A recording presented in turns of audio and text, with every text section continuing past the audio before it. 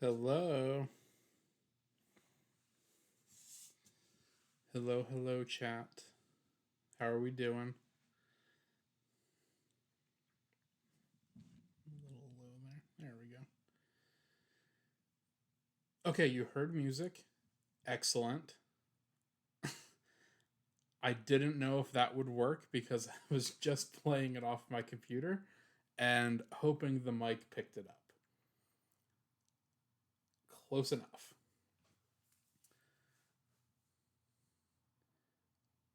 Logan, Alexis, Clandestine, Roach, Danny, hello, hello.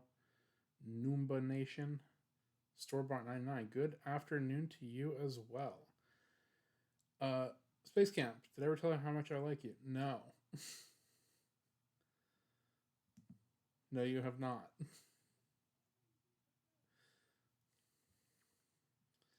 fact, you're usually quite mean to me. Oh yeah, good. Yeah. Cool. Cool.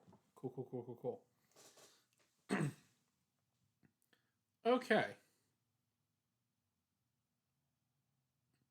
Is it the one you sent me, Roach? Or a different cool one? No idea what it is, but it's cool. Okay. Not the one we talked about already.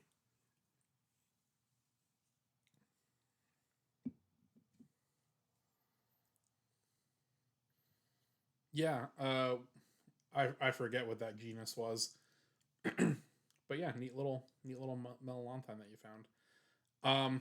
Okay. So today, Logan, what's up? Um, I didn't prepare much. So I think we are going to do more show and tell, but specimen show and tell this time rather than doodads. I do have two new doodads though, and I picked them up last Thursday at a Bugs and Bones and Brews event at a local brewery. They were releasing a um two moth themed beers, or one moth, one butterfly, I should say. Um there was a Monarch Stout, and then there was a Hickory Horn Devil Jalapeno IPA. The Hickory Horn Devil thing, I knew I wasn't going to like. I just had to go and get the cool cup and the cool beer can. Um, so after work, yeah, we went over there and did that. But also set up at the event was our local natural history museum, and the flyer said free fossils. You know, I am in there for free fossils. And so they had a lot of stuff actually of like things from the Natural History Museum, like specimens and stuff that they were highlighting in their collection. Uh, and as it turns out, where did I put my? Oh, there it is. Um, yeah, free fossils. I was also just expecting shark teeth, except it was actually way better. Um, so the people at the Florida Museum, they had all kinds of stuff out. It turns out that somebody from our museum was actually the one who discovered and named Titanoboa, that like 40 to 50-foot snake that was just like XXL anaconda sort of thing. So we actually got to see one of the vertebrae from a Titanoboa, which was super sick. Was not one of the fossils we got to take home, but was super cool nonetheless. This is the first fossil that they gave out. We were there sort of at the free fossil table for at the end of the night, And they were like, just take two. And I was like, say less. So this first piece here, see if we figured out the secret to getting it to focus on things. Yeah, look at that. John, what's up? We're looking at some fossils that I got free at a bar. No, there was a fungus named after SpongeBob. I didn't. I knew there was a sponge named after SpongeBob. Tortilla, you see a rock. Yes. Piece of amber. Very. That's an interesting thing. Spongiformia scorpantii. It's a fungus. Okay. I felt like I knew that, but I thought it was an actual sponge and not a fungus. But spongiformia does mean sponge, like sponge shape, so that kind of makes sense.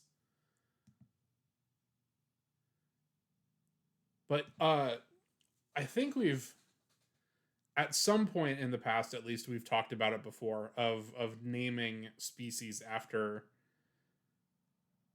I hesitate to call SpongeBob a celebrity, um, but after celebrities and uh, media characters and whatnot.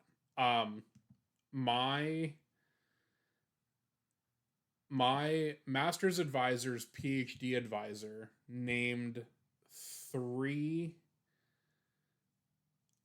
scarab beetles after the dragons in Game of Thrones. Um, there's a spider named after David Bowie. Uh, Greta Thunberg has a beetle. There's a Hitler beetle, which we don't want to talk about too much there. But yeah, there's lots of things named like that. Now back to our rock. Yeah, John, rough thing, and it's even worse because it's in the group that I work on. Oh yeah, Tortilla, that's a moth, right? Any spiders called a shelob? Almost certainly. But everyone's favorite spider is, of course, Hot Wheels Sisyphus, which we do have an emote for here.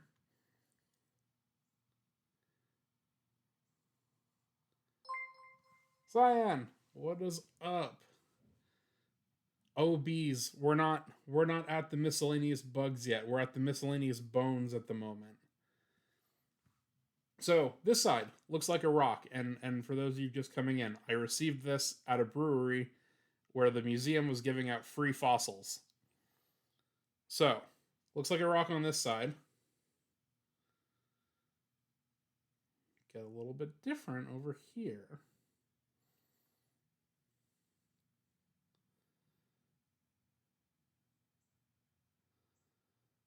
Ooh. Any guesses? Scales? No scales. Any guesses though on what this one would be?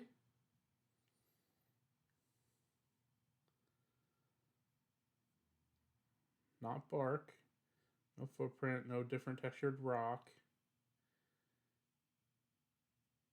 What is it, Roach?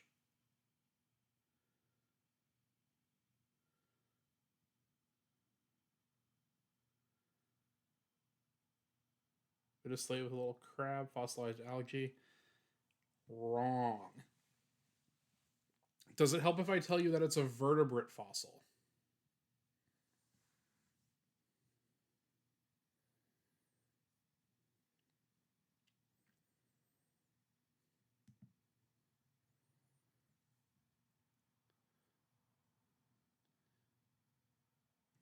Cuttlefish going good for calcium. Feel better, Murray.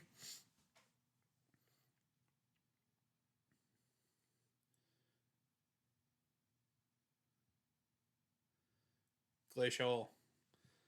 What's up? Good. How are you? We're playing a fossil guessing game at the moment.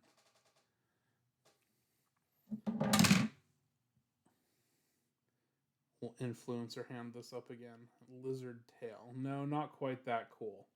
Well, maybe that cool, but not quite that intact. So, any last guesses? The whole thing is the fossil. This is not it's not like an imprint. This whole thing is the fossil piece. So like one side isn't rock and the other side's something else. This is all this whole thing is the fragment.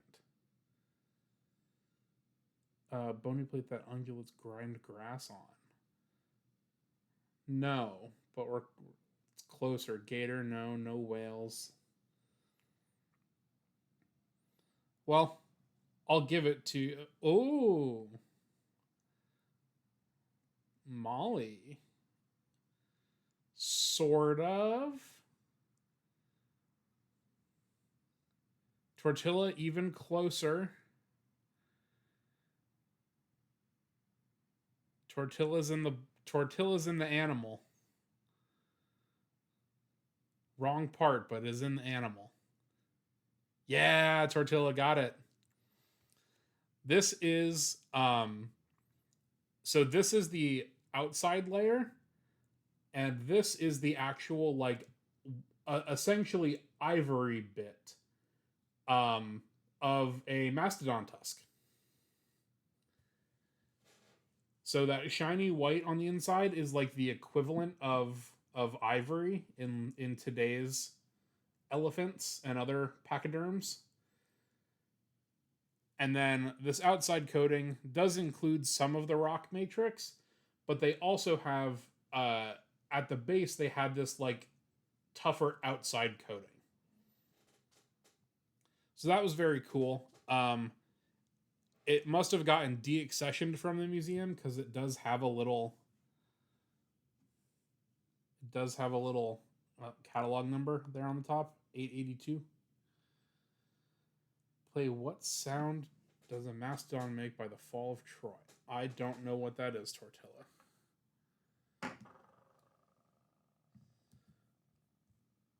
I mean, it's quite obviously a song, but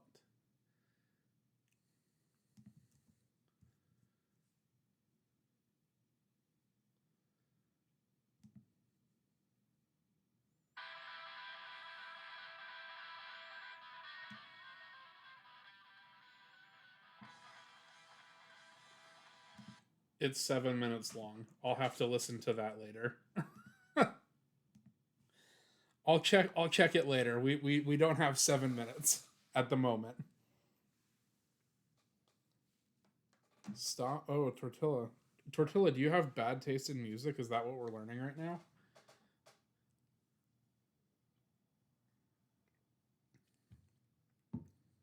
Yes. Oh, okay. At least you're self-aware. Okay. This is the second item that we received free from the museum. I think this one's a little bit more self-explanatory.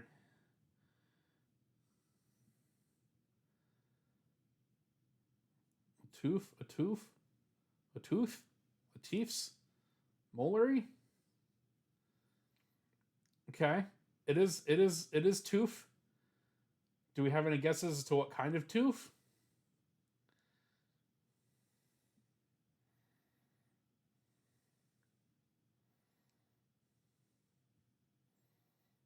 I don't know how you would know.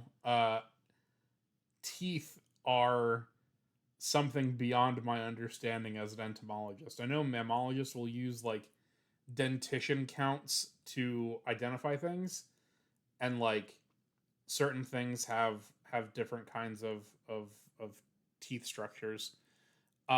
This top piece that we were just looking at, the one right here, this is the grinding edge. So this is the part that would actually be coming into contact with the food. And then down here should have been the root, broke off, so this is not the complete tooth. Something that eats plants. Ruminant. Okay. I need to double check something.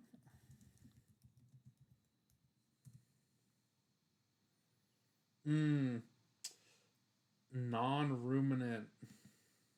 I guess I knew that. I guess I knew that they weren't.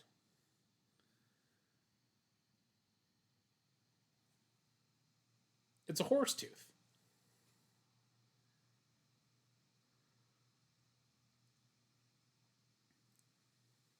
So herbivore, correct, obviously, but no rumination going on here. But still, very very cool. Probably the best free souvenir that I've ever gotten from a bar.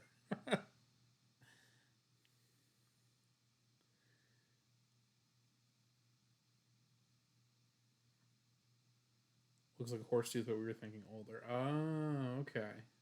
Okay, that's what it was. Space Gambit was a horse tooth. So this is again the top edge, like the grinding edge. Actually, let's let's transition just a bit. Let's go there.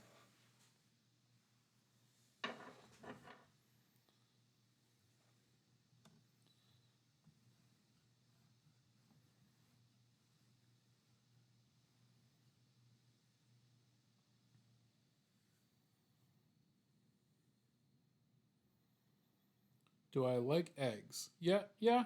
Eggs are fine. Sometimes you have to file horses' teeth down. Tortilla, that's awful. I feel like I don't like that. It's like rodents that keep growing. That's crazy. I did not know that. How do you do that? Oh, hey Kelsey. Phoenix, what's up?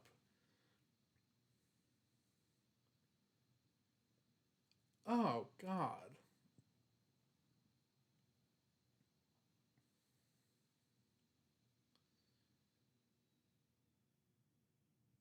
Okay, they do sedate them. I like I I couldn't imagine a scenario where you could file a horse's teeth down while it was awake. I I don't think it's like I don't think it's that bad conceptually. I just couldn't figure out how you would do it. I understand it, like like the whole farrier situation. Um, that always looks gnarly to me, but obviously it's like totally fine. And I trust horse people to be crazy enough, but also know what their horses are doing and whatnot. So I just I just didn't know that that was a thing that they did. That's kind of crazy. John, no, this is a horse tooth, a fossilized horse tooth. The tops, and here's one of our side views of it.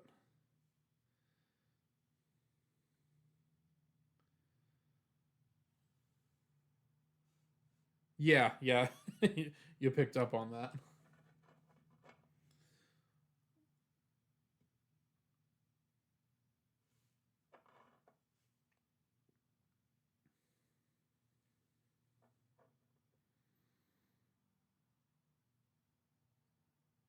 But yeah, free free fossil souvenirs from a bar. Never would have thunk. But very exciting. Two new two new bits and bobs to add to the Eventomology Natural History Museum.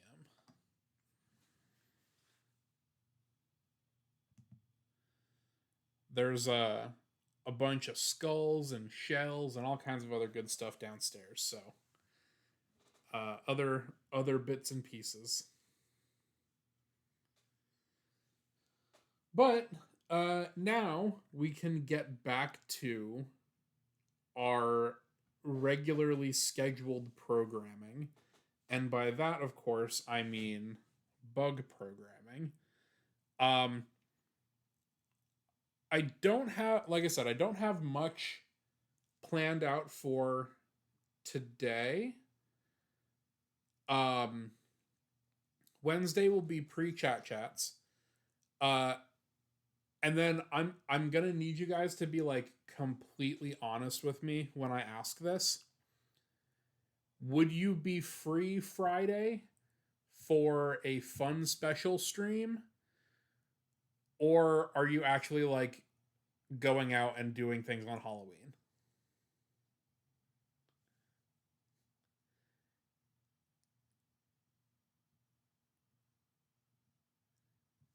When Friday? Probably about this time.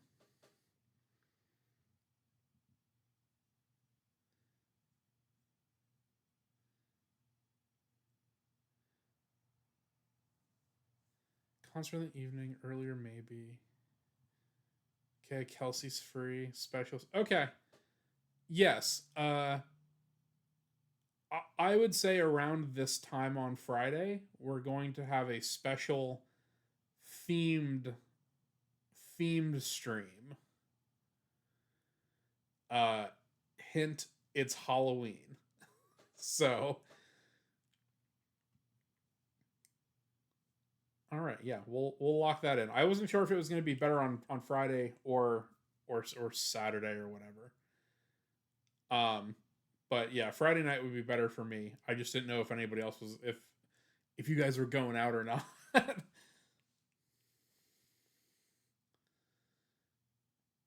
bugs and costumes. I don't I don't have anything that would work on. I got Beatles I could probably dress up.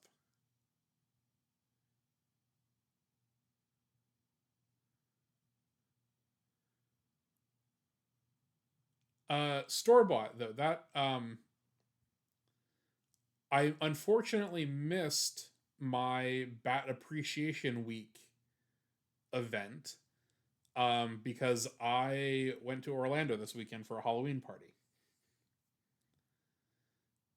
Itty bitty party hats. We have a bat conservatory pretty locally that does a lot of bat conservation stuff. Um, and they had their bat festival this past weekend. And I was out of town, so I was bummed I didn't get to go.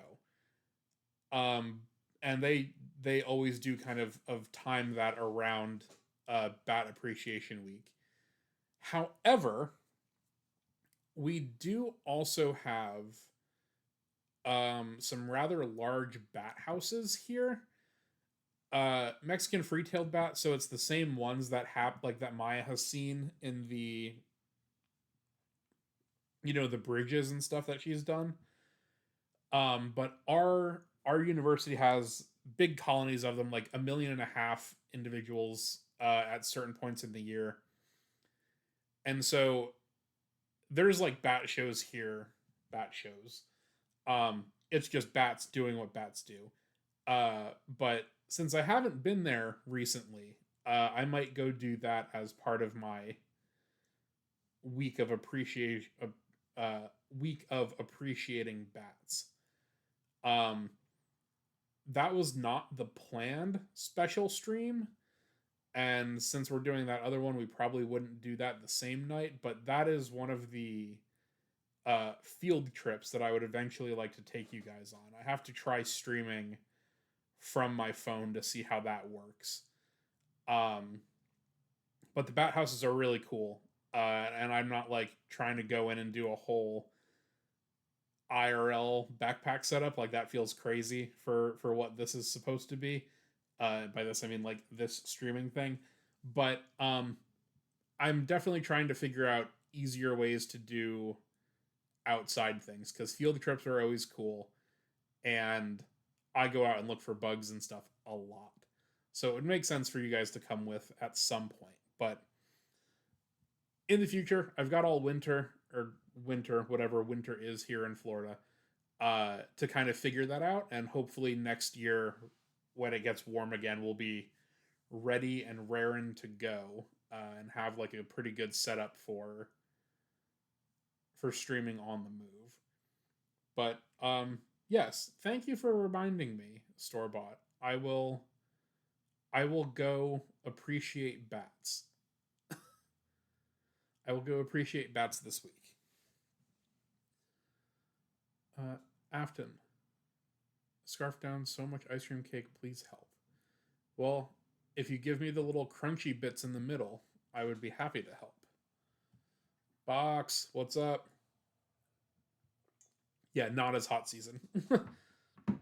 Stuff's still flying, but not in the numbers that they were even a few weeks ago.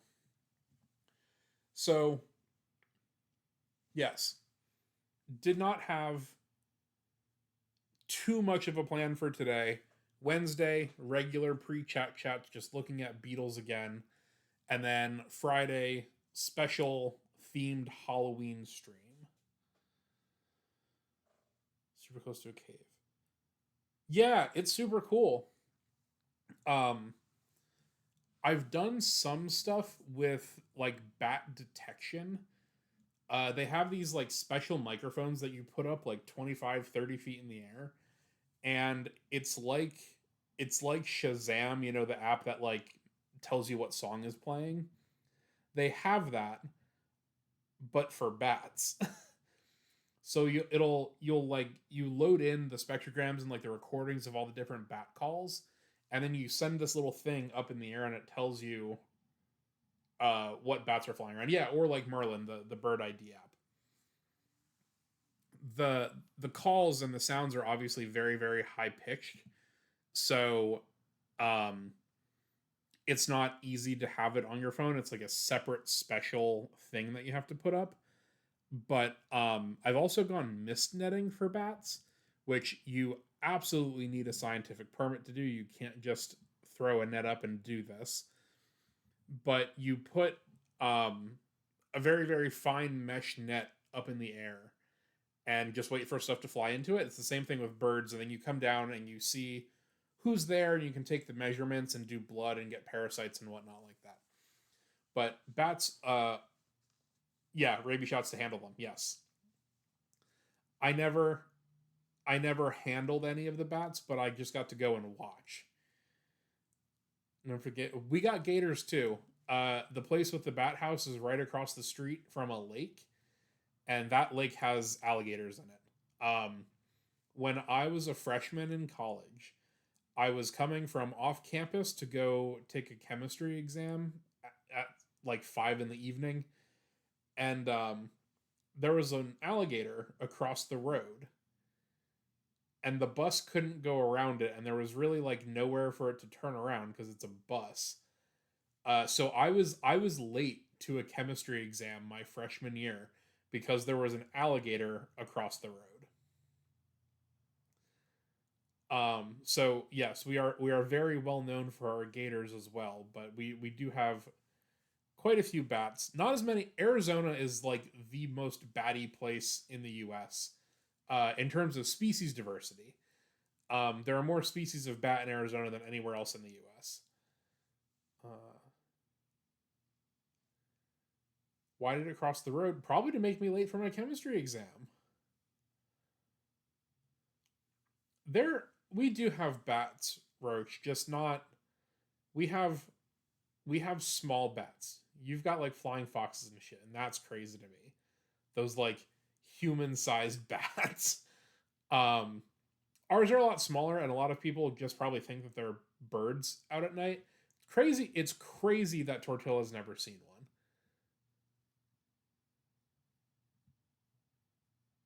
I do think that that's kind of crazy as a nature person having not seen them, but it's not your fault, Tortilla. I'm just surprised as a nature appreciator you haven't noticed bats. Uh, that they couldn't figure out how bats could fly around so without running into each other, so they finally filmed them, and it turns out they're just constantly crashing. Yes, yes, they are.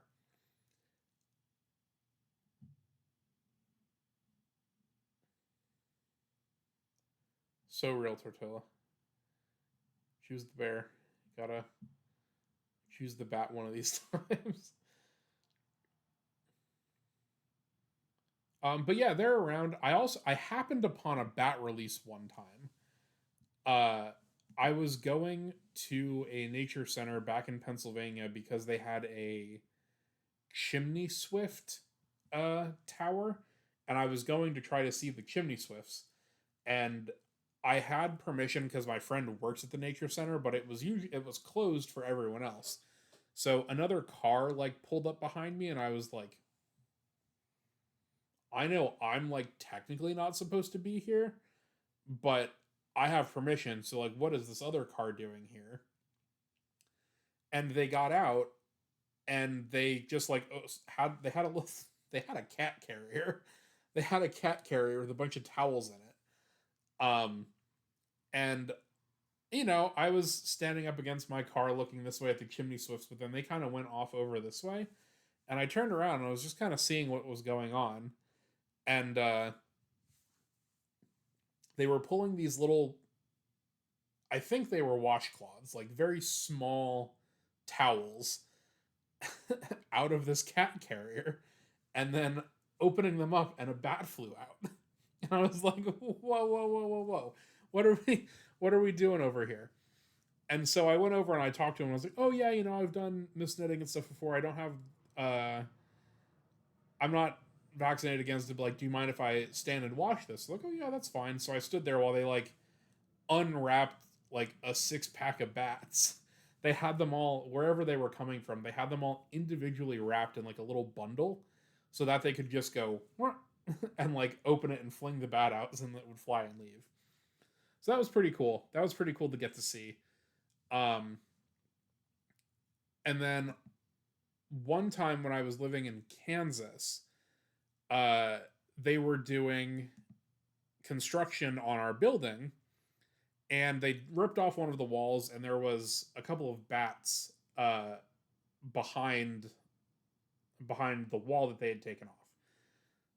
This was February, I think, in Kansas, so like pretty cold, and those bats would have needed to stay hibernating overnight or over winter to survive.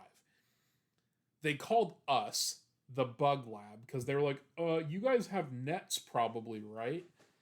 And so we went and we got these bats. There were like I think we got 4 of them out of the wall, and we put them in a fish tank because we didn't really have anything else to put them in. We put them in like a glass 10-gallon tank, and we called the local nature center where I did the beaver beetle acquisition. You guys have heard about that story. Um, I called them and they're like, "Oh, we don't have permits for bats, but let me give you the number of somebody who does." And I called that other nature center, and they were like 3 hours away. And I was like, "Do they have room for bats? Whatever. Was this going to be a thing?" And I called her up. She said she had room for bats and was able to take them. I just had to, bring them to her. And I was like, "Well, fancy timing here. We have a conference in like pretty close to you that we're leaving for tomorrow. Can we drop them off tomorrow morning, like early, and then go to our conference?" And then she said, "Yeah." So we had this like fish tank of bats overnight, um, that I then seat belted into my back seat and drove the 3 hours to this other nature center to drop them off with somebody who was licensed to actually take care of them. Bats are super cool. I think bats are really, really neat. And like people's fears about them are definitely overblown, but like there's definitely a rabies risk in some places. Yeah, Dave, what's up? Hello, hello. Did they hang from the mesh top? No, Molly. Some of them did, at least at some point. But we had put in it was like one of those tanks that have the fake rock background that you get for like reptiles. So we pulled that out from the wall a little bit, and they climbed up over that and were just kind of squished between the back glass and that little piece of styrofoam. It was more of their like natural crevice thing. So that's where they did. They weren't like totally free hanging from the roof like you expect, but still very cool bat thing. Um, Speaking of bats and large flying things, um, we over index on beetles a lot on this stream, and that's because beetles are the best. Um, but after some comments of things that I have said prior, we're gonna give a little bit of love to one of the groups that I don't care for as much, but a lot of you like quite a bit. I got I have my one box of butterflies and moths.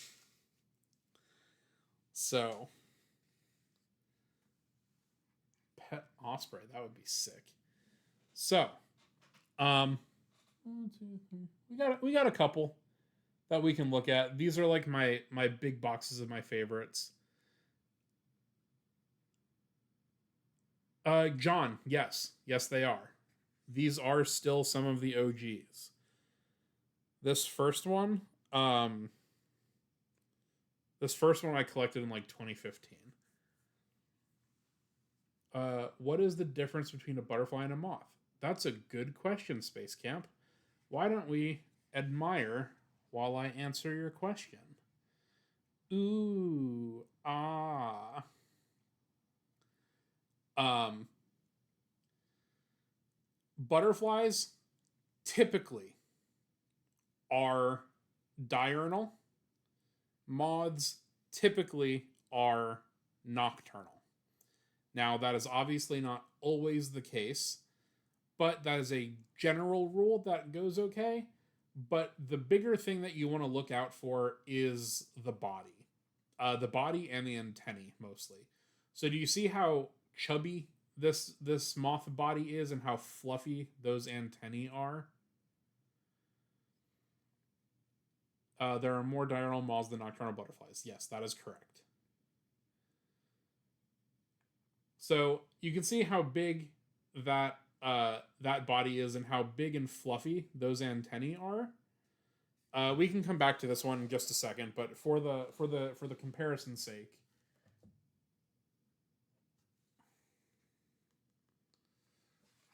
this one is butterfly. And it's a much skinnier body overall, but then it also has these antennal clubs.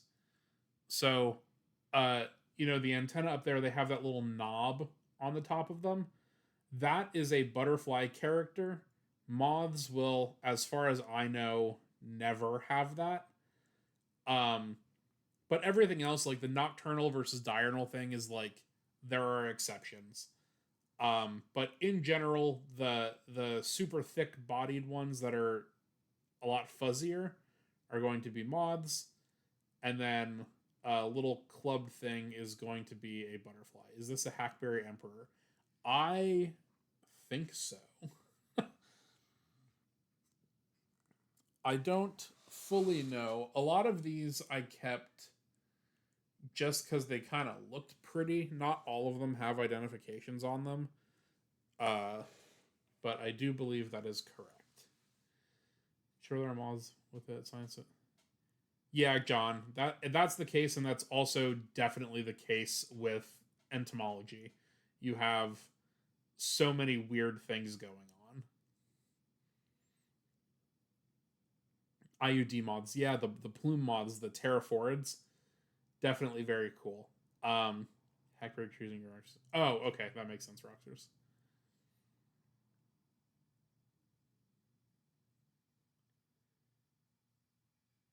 Yeah, Roach, I think that's exactly why. But this the one that we've been looking at here, this top chunky one, is a Luna moth, Actius luna. And this one was another one of my very, very early specimens. Um, I was, it was my sophomore year in college because I was still on campus. So it had to have been like the semester after I started getting into bugs.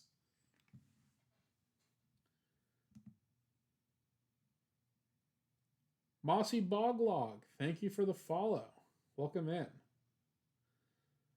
Oh, there was also one from Four Legged Octopus at the beginning of stream. I must have missed that. Thank you, thank you. Welcome in, guys. So I was still on campus and I was walking to go get dinner or something. And I walked by one of our tennis courts. And tennis courts are just big bright lights, uh, that draw in a lot of stuff. Pretty good spot to hunt bugs, honestly, at a tennis court at night. And I look up the fence, the big fence that keeps the tennis balls in, and I saw a Luna moth way, way up at the top. This Luna moth, in fact. So this is again one of my first specimens. And I was going to dinner. I decided, well, that thing is like probably 12 feet off the ground. Um, I'm gonna wait and see if it's still there when I get back. Uh, and if it is, then I will go try to keep it. I will go try to get it. I go get dinner. I come back, and then it's still there. So I go home and I get my net.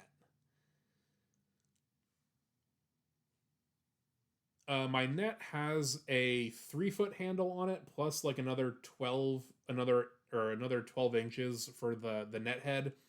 So the whole thing is like 4 feet long. I am 5'10".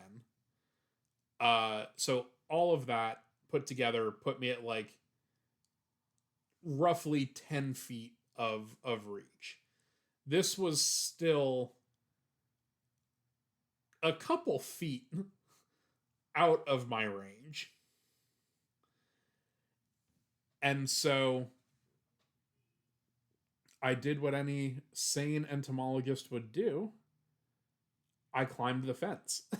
I got a couple feet off the ground. I took my net, I extended up as far as possible, and I just cupped a little bit over the front of the moth and then started to slowly bring the net down. And what ended up happening is, and this is kind of what I was going for, uh, once the top of the net hit the moth, it went, oh shit. And then it flew, took off to go fly. And it flew backwards into the little baggie of the net. So, textbook execution. And I got this moth.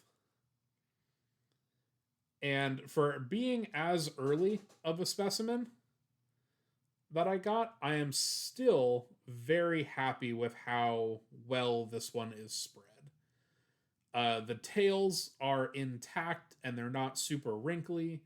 I got my angles on the forewings right. I've still got antennae and everything.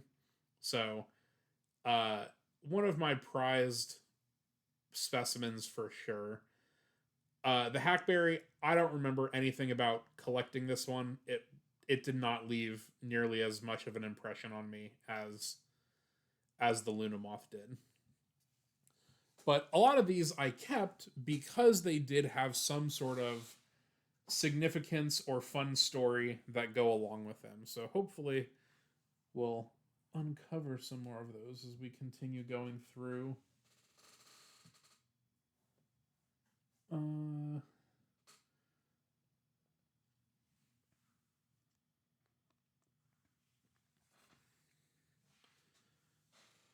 You thought I was taller than 5'10".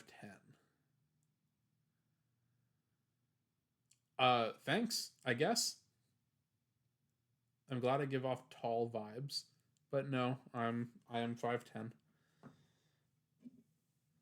wish I was taller, a little bit, but we're okay where we are. 5'2" with shoes on. Everyone in chat is short. I don't know about everybody, but everyone that's vocal about it always tells everyone how small they are. I think there's just like an aura of being a fan of Maya's that draws short people.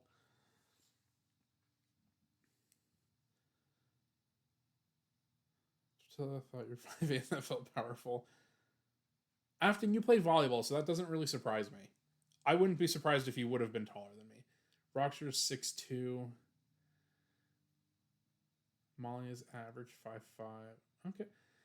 I this all feels like very personal information I'm learning about you people. 5'6", 5'7". Okay, okay, okay. No, Tortilla. Afton plays volleyball. I don't know. I don't know what you did. You have horses.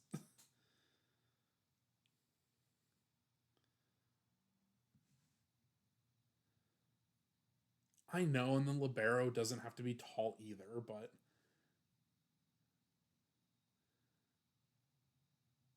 oh, you did play volleyball. Oh, well then Tortilla's got hops. Glacial 6 foot. Okay, okay. See, I'm learning things. Very exciting. Okay. This one just kind of happened to be next in the drawer. Uh, drawer. It's a box. It's not a drawer. This is the one that I was telling you guys about. This is my first specimen ever.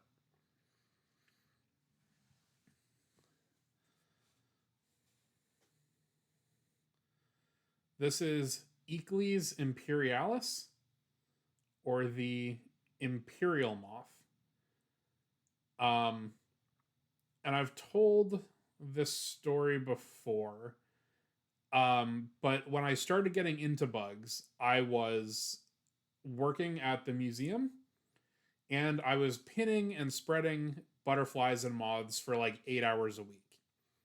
But I was just doing it for the museum. I wasn't really doing it for myself. And I went to the store, sort of much like the last story of the Luna moth, honestly. I went to the store and this guy or gal actually was sitting on the bulletin board outside of my office or outside of my dorm room. And I went, well, if that's still there when I come back from the store, I'm going to get it and start for my insect collection. And it was still there, so I grabbed it. And you can see there's a lot, I would say, less than ideal about this one. Um, it's very, very high on the pin. The pin placement is actually not wrong, though, Roach. Um, for butterflies and moths, you do pin them through the middle. Almost everything else you pin off to the sides, but the pin through the middle is fine. It's just very high on the pin. It'll refocus. There's not a lot of room there to grab above the pin, so that's a bit of a bummer. Um, the angles are not great. That this wing over on the right hand side, or yeah, your right hand side is a little bit lower than I would want it to be. And then you can also see that there are some of these pieces on the wing, like here and here, that are a little bit lighter in color, and that's because the scales on the wings have rubbed off. So we can swap over to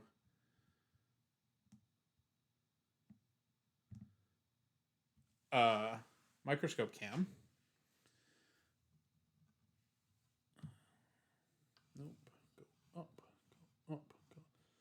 The antennae are there. We'll get there in just a second.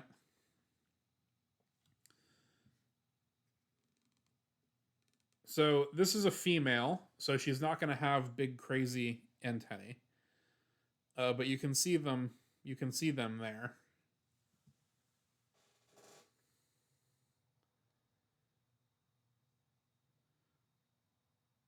But you can see just how fuzzy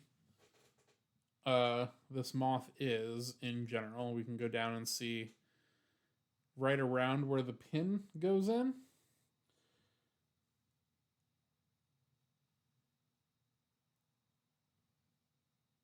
No, that's the wrong way. We'll go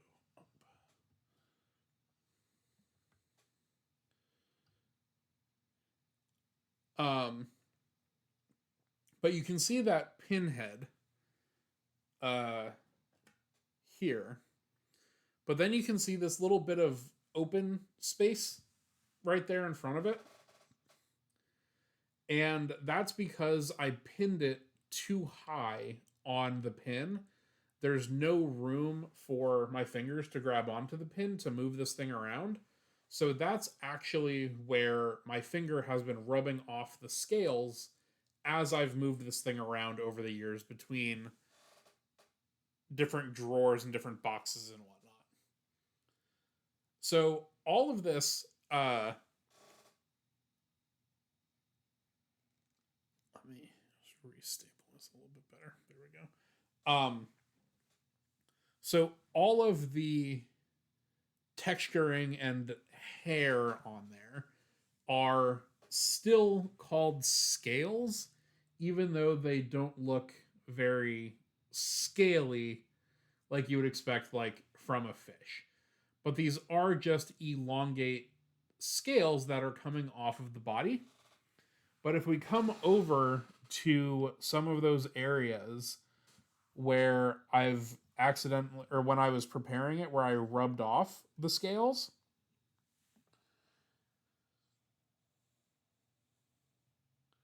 we can see actually like that the pieces under here and the color patterns are made up of all of these little individual pieces.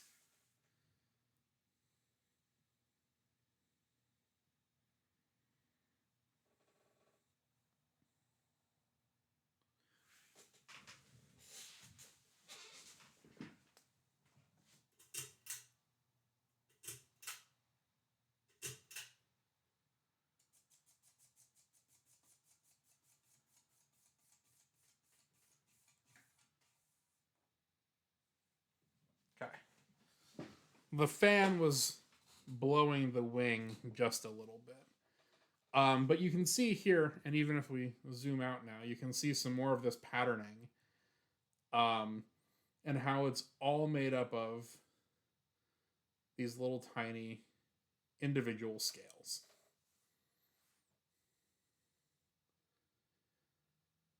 So that's Lepidoptera for you in a nutshell. Lepido means scale, and ptera means wing. So all butterflies and moths will have scales on their wings in some way. Um, but a couple weeks ago, we looked at that clearwing moth that did not have any of the scales, or at least on the main part of the thing, didn't have that many scales.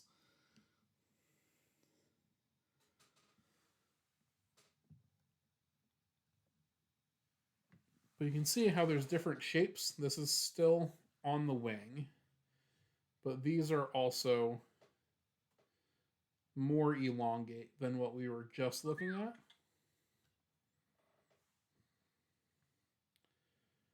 Revanite, thank you for the follow. Welcome in. Look like flat grass seeds. Yeah, I can see that, especially on some of these longer ones. I can see how they're very, very grass seed like. So right now we're looking at one of the little eye spots. I saw everyone saying like ripe banana earlier, and I thought that was very cute.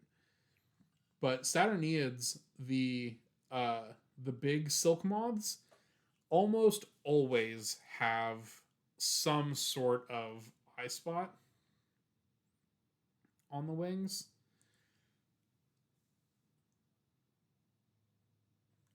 So like the Luna moth also had those little eye spots on the back. So those are what those are there, which I've always thought has been quite cool. But if we go back to the Luna,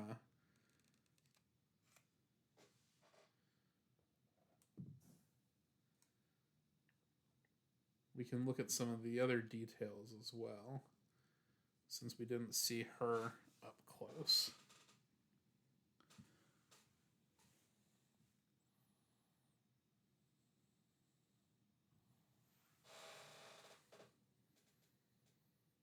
So this is the eye spot on the hind wing of the Luna moth. And this is a really nice example of those different scale patterns. You can see here the concentric rings of different colors.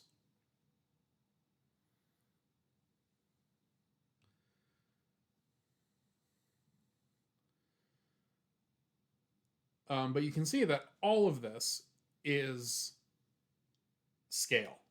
None of it is like open. These are all individual little fish scale like thingies that can get rubbed off, like you saw on the other moth. Um, but a really interesting thing that I only found out about a few weeks ago because I have a friend working on it is the center of the the center of the eye spot. So right inside that little red ring there, this little white part is pretty uh is not consistent across all species or across all individuals in a species. What's the one line without them in the eye? Oh, you mean in that white part? You're talking about glacial? It's like the line right on top of the red.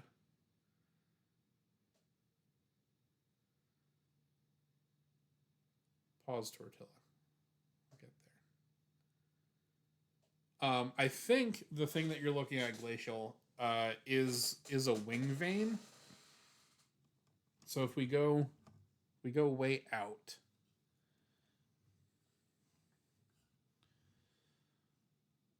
there are these like different branches that go across the wing, and it's just like the yeah, okay, yes, it is the vein.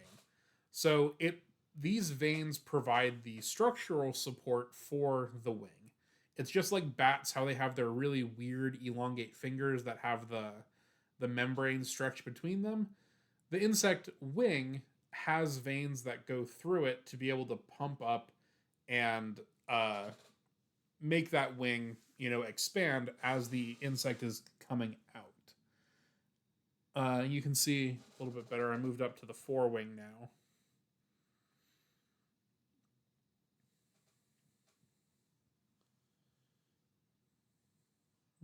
A sneak peek at the antenna. But yeah, so all of those wing veins start there. They do have like a little naked one in the eye though. Yes. So that's what I was talking about before Glacial asked about the line. Um, I have a friend right now who is taking tons and tons of pictures of moth wings like this, and they're running it through like photo analysis programs. Peachy Momo, thank you for the follow. Welcome in. Um, and they're analyzing all these photos, and they're calling that little middle section of the eye that is it sort of looks like the shiny part of the eye. You get a glimmer in the eye. They're calling it the glimmer, and the glimmer actually changes, like I said, between species and even between individuals within a species. So they're using this image recognition and like data analysis thing that they're programming the computer, being like, tell me, the shape, the characteristic shape of the glimmer of this species versus this other species. Sort of, yes, Molly, exactly. Fingerprinting, very very close. And so it's cool, being at a museum with so many specimens. We have like thousands and thousands of these things to add to this data set, and it's pretty cool. So, like I said, moths not my thing, but in general, there you can do some pretty cool stuff with them. Nick, hello. How are you?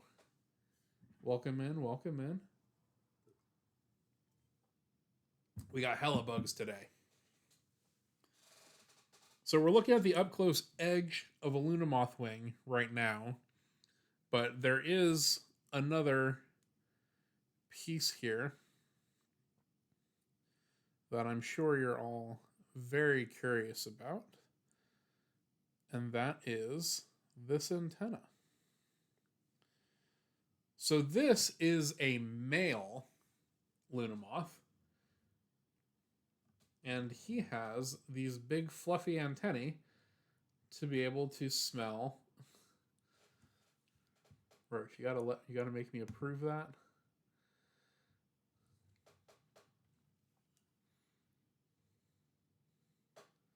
So they have these extremely fluffy antennae for picking up on chemical cues from the females.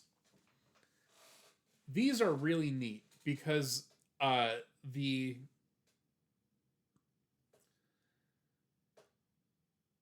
the structure of this antenna, where there is Molly, yes, you're beating me to it.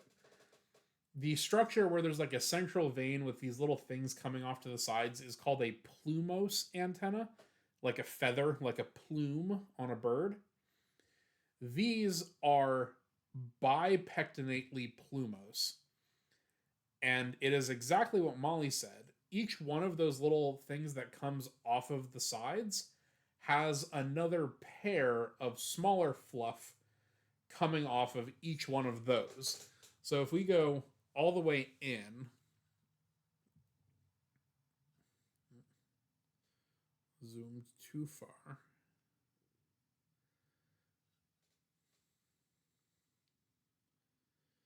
You can see that the little structures that come off the side of the antenna have even more hairs coming off of each of their edges.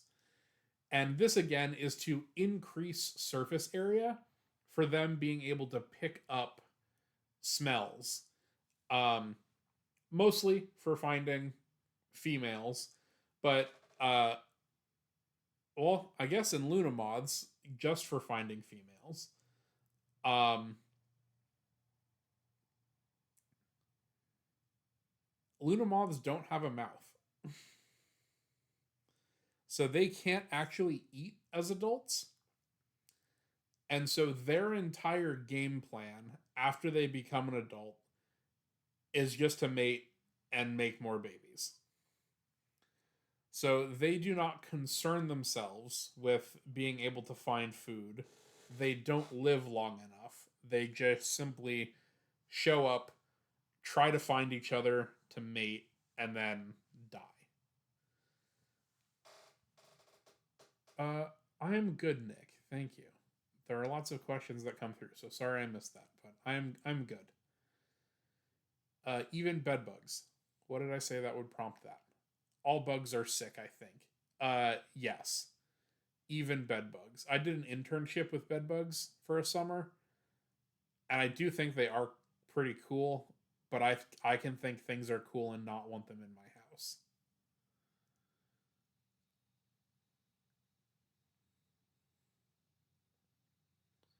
Nope. No talking, no squeaking. They just got what they got. So their caterpillars are super super big. Um and in almost all cases the larvae is going to be bigger than the adult of the insect, at least in terms of mass.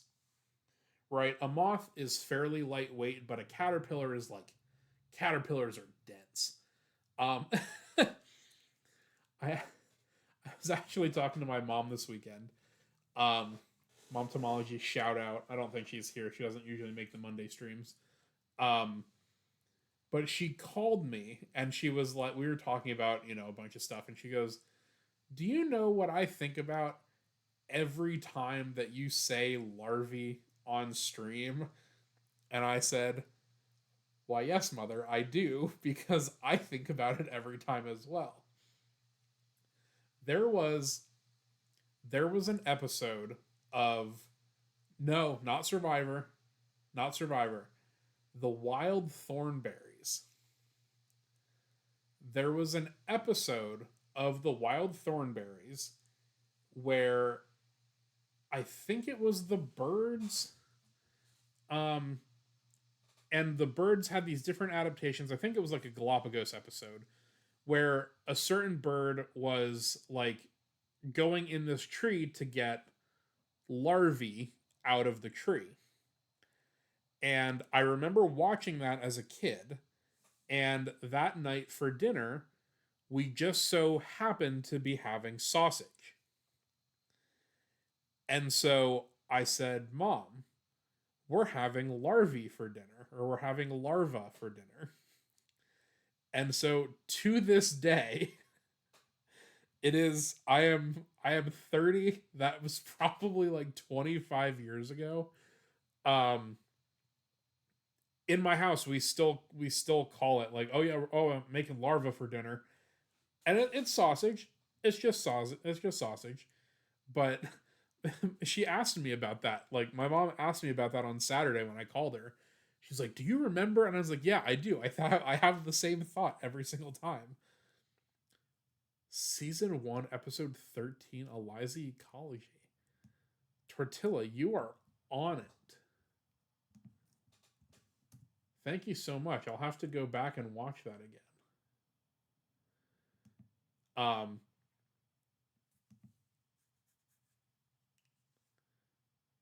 that's the episode. Yeah. Oh no! Spoiler alert for a cartoon that came out uh in 1998.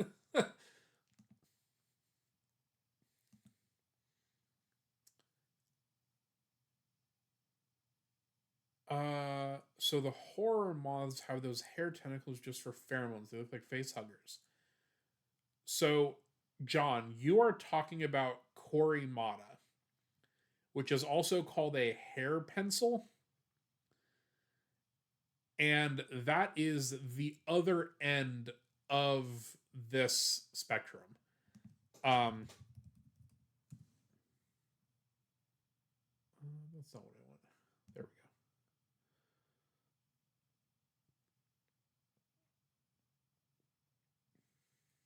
go. Pheromones are created aphrodisiacs. Hair pencils are stored inside the male until courtship begins. Yeah. So those can be two different things. Um, Genji's moth, yeah. Hair pencils, Korimata, same thing. That's the chemical discharger usually the um for the moths. So the females will release the hair pencils and they will put off the pheromones that the males are picking up through the abdomen like that. But in the one that John is talking about, like the one that's like, "Oh, this moth buzz horns out its butt." Those are that one is a male hair pencil, and I think they use it in like a courtship display of some sort. They have a couple of different functions that have evolved like independently. Um,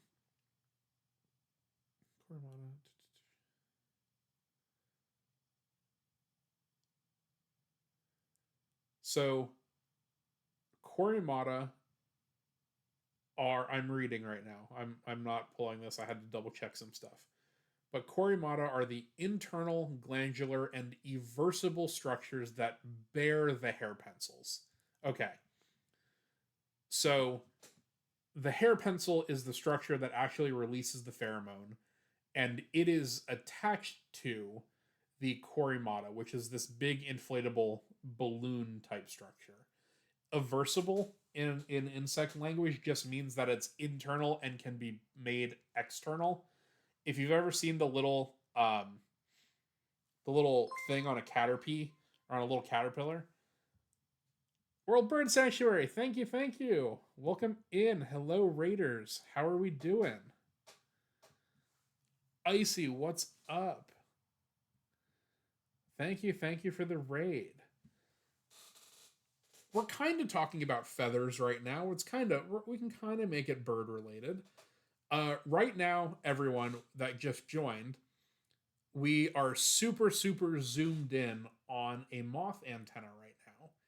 And this moth antenna structure is called a plumose antenna. And that comes from the same word base as like plume feather on a bird. So it has this midrib and has these little projections coming off of the side of it. That is the plumose antenna. And so we're super zoomed in right now. This is 50x. If we zoom out, you can see a much more familiar structure of the antenna, and it looks a lot more like a feather. Let me get it into focus. Yeah, there we go. There we go. But with these silk moths particularly, and why we were so zoomed in is that the antenna looking just like this, with the singular pieces coming off of the side, is enough to be called plumose. But these in particular, this is a male lunamoth. They're actually biseriately plumose, and all of these little structures that are coming off of the antenna have even more hairs coming off of them on the undersides to be able to detect chemicals that are coming off of the females. Do the tiny hairs also have tiny hairs? I don't think it goes that deep, John, but I don't know, to be 100% honest. So that's the antenna that we're looking at right now, but if we come back to our full screen, we can appreciate the moth as a whole. And I think it's always kind of neat having seen these structures up close now and then seeing them from further away and like kind of knowing what the up close looks like. I've always thought that was fun. How many waxes did I use in the middle of the antenna?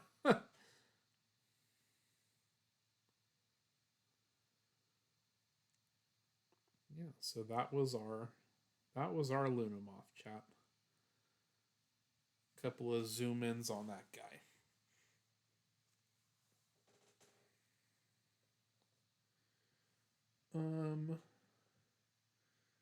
This is another thing from the same family that you are also probably already familiar with. This is another one that people tend to like. Yeah, Peachy, Luna Moth. And that genus Actius of the Lunamoths is worldwide. So this is the North American one, but I saw 3 different species of Actius when I was in Thailand last summer. So they do have other ones around the world that all have that sort of the same tails and that greenish color a lot of the time. Does anyone recognize this guy?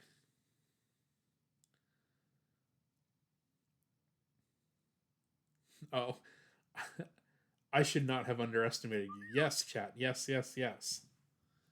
Rosy Maple Moth. Yummy Pigeons. Thank you for the follow. Welcome in. We're getting close, chat. We're getting there. We're getting there. We're at 488, and our goal is up to 500. So we're only 12 away. Tell your friends. I can underestimate you. No, Molly, I would never. Yes, so this is a rosy maple moth. Uh, or, yes, Roach Online, pink lemonade. Everyone always thinks about these. Um, we'll throw her up under the. We'll throw her up under the scope as well. Um, I remember this is not the first one, but I do remember my first time seeing one. Can you identify the difference between a moth and a butterfly in the larval stage without being an entomologist?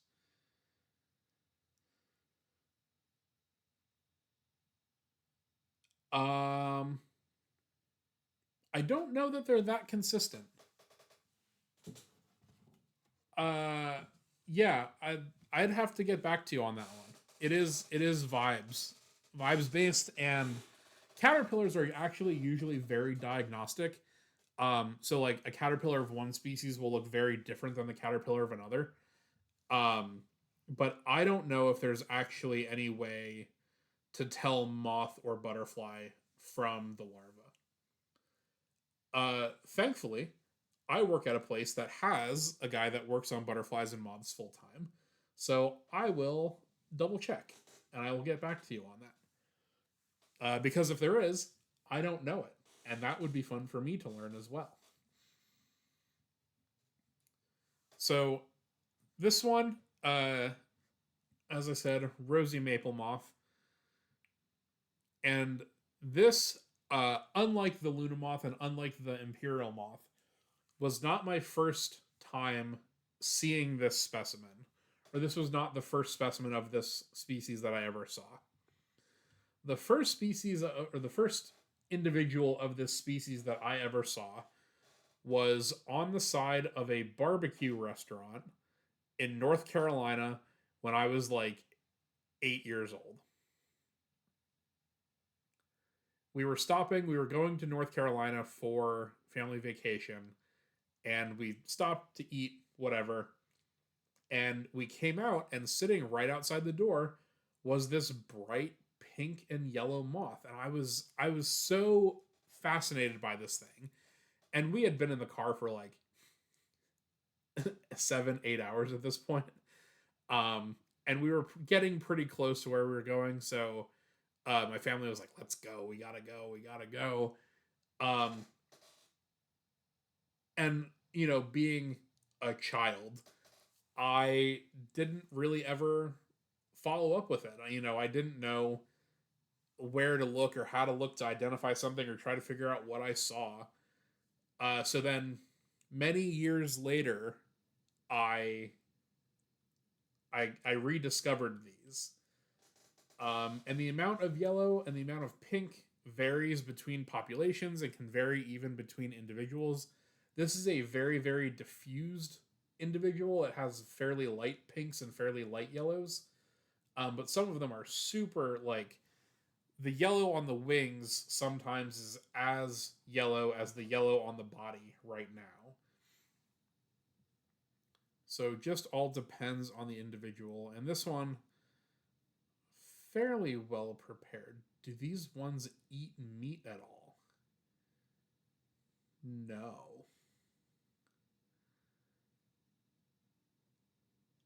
No, the caterpillars are plant feeders, and then the adults on most of these giant silk moths don't actually have mouth parts as adults. So let's flip Miss Rosie over here for a second and see. Oh, you're gonna love this, chat. You're gonna freak the hell out.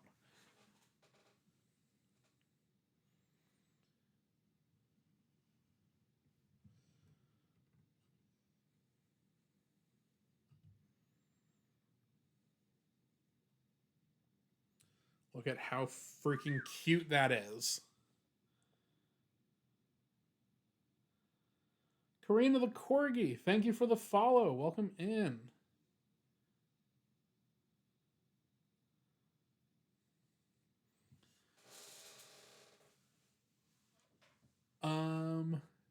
Don't butterflies eat meat or something? Ah, okay, that's what you were talking about. Sometimes. Um, let's talk about exceptions. There are some caterpillars in Hawaii that are predatory. They are like the geometrids, the little inchworm caterpillars. They will stand out straight and then like pounce down on prey items as they go by. But the vast majority of caterpillars are plant feeders.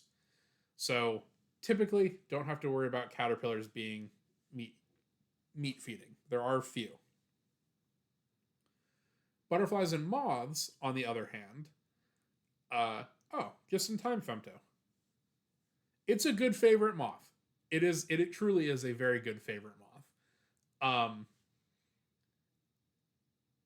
As for adult butterflies and moths, they have proboscis-like mouth parts, meaning they have that little coiled straw, and that is like 99.99% of the time. But there are a very, very few number of mandibulate moths that do have little tiny mandibles, but none of those actually eat meat. They're feeding on pollen and things like that as adults. Moth that looks like a rosy maple, but with purple too. Ooh, that sounds pretty. So when there are butterflies on dead stuff or on dung, which is a very common place to find them, or gathered up like on a muddy puddle, they're doing yes, John, they are just getting the juices. So it's called puddling, mostly because it happens in like puddles like of mud along riverbanks and stuff like that. But a decaying body or poop has a lot of liquids in it, and a lot of salts and nutrients. So they don't have mandibles to feed on the dead stuff, but they are still able to get nutrients and things from those different sources with their proboscis. Now, there are a few groups of moths that will feed on one, tears. They will go up to sleeping birds and sleeping mammals and things like that, and use their proboscis and poke down into the tear duct. Filareta trechii. Let me Google that. Oh, Noctuid. Okay. Yeah. Isn't it interesting? So that thing is not related to the rosy maple moth at all. And that's another cool thing about bugs is like you get these convergences of like, oh yeah, that sort of looks like this thing that I remember, and it's like, oh, that's a completely different group. Um, so yeah, that is actually one that is a day flying moth, if I'm not mistaken. Um, and we have a couple of other pink moths in the U.S. too. There's a thing called the coffee loving pyrostra moth. Um, it's Pyrostra tyralis, I think. That is, it's much smaller, definitely a different body form, but is still kind of like a cool pink and yellow color. I'm late and I already know the stream is fire, but what I see. Rosie Maple Moth doesn't hate moths and butterflies. J7, please. Do butterflies and moths both have scales on their wings? Yes, they do. So the entire order of insects that includes butterflies and moths is called Lepidoptera, and lepido means scale, and ptera means wing. So yes, they do all have scales on their wings in some aspects. A few weeks ago, uh, we looked at one that was called the scarlet-bodied wasp moth, and it is a clear wing moth. So those have like the center of the wings don't have any scales on them. You can see right through it, but just around the edges, they still have them. So yes, all butterflies and moths do have scales. I'm good, J7. Hope you're doing okay, even though I'm always mean to you, apparently. Don't some moths blind you with their scales? Speak on that. What do you mean by that, John?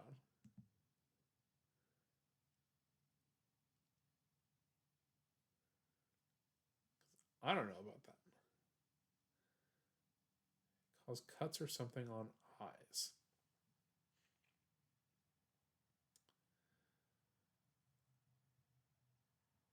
I I could see that.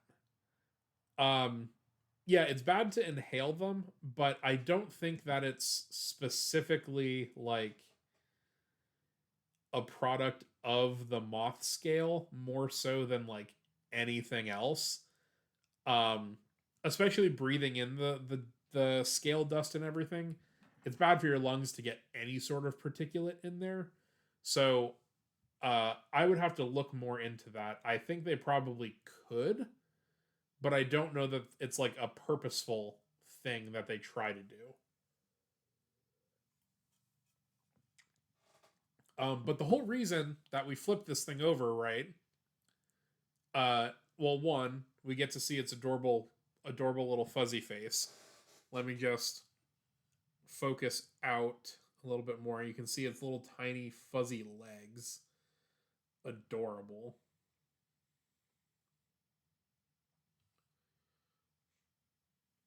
Like, look at that. It's just got its little arms crossed.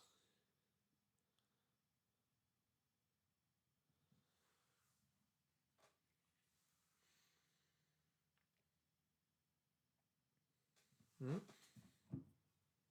Cheers, Femto.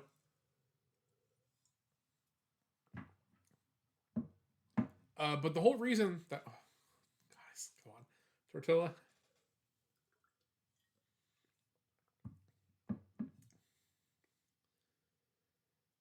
The whole reason we flipped this one over was to check for mouth parts, and I think that would be a waste of our time.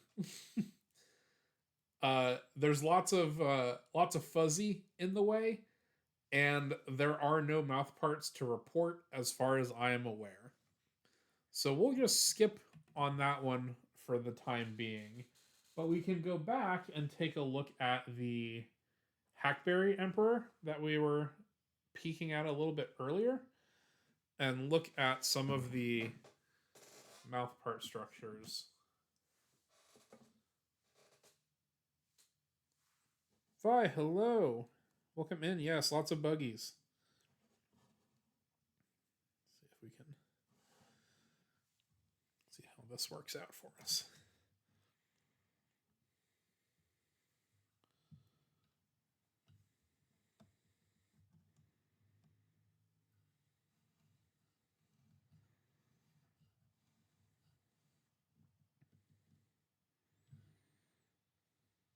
Aha.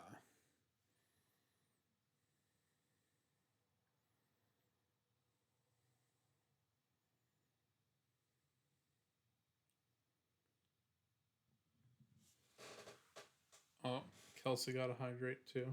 Oh, MJ7. All right, that was one drink. Done. That one's empty. We got the DC.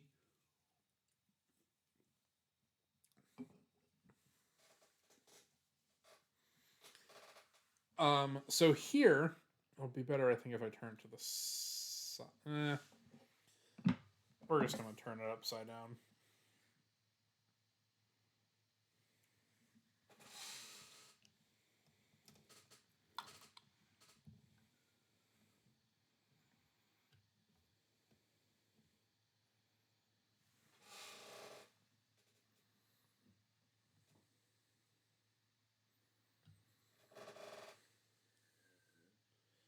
So right now we are looking fully under the head of this butterfly.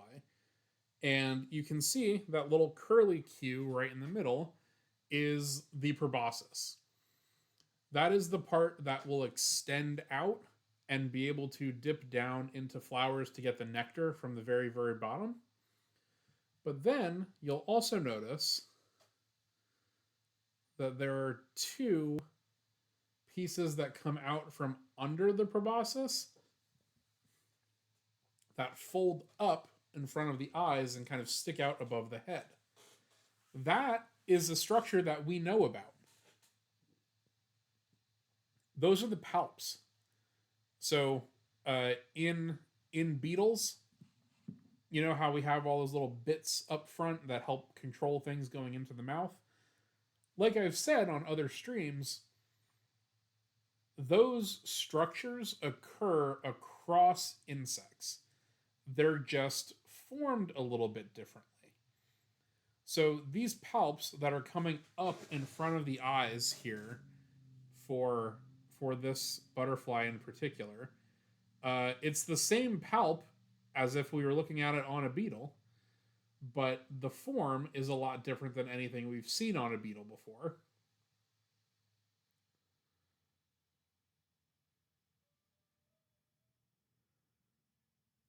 And then another very cool thing that we can always check out on up close specimens like this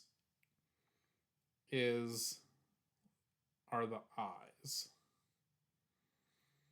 So you can see all of those little cells or all of those little pixels, as we kind of like to call them. So these and a lot of butterflies will have fairly complex vision, because they are using color patterns in order to find mates. So they have to be able to distinguish the mate or the color patterns of certain species of butterflies and moths, from one another. Even those that look fairly close to us as humans, there's very likely some extra component of it that shows up with ultraviolet light or some other color sensing system that insects have that we don't, that they can pick up to help differentiate those color patterns that would otherwise be very, very similar to us. But because of that, they have fairly good vision because they have all of those little tiny pieces to add more and more resolution to the photo, or to the view, I should say.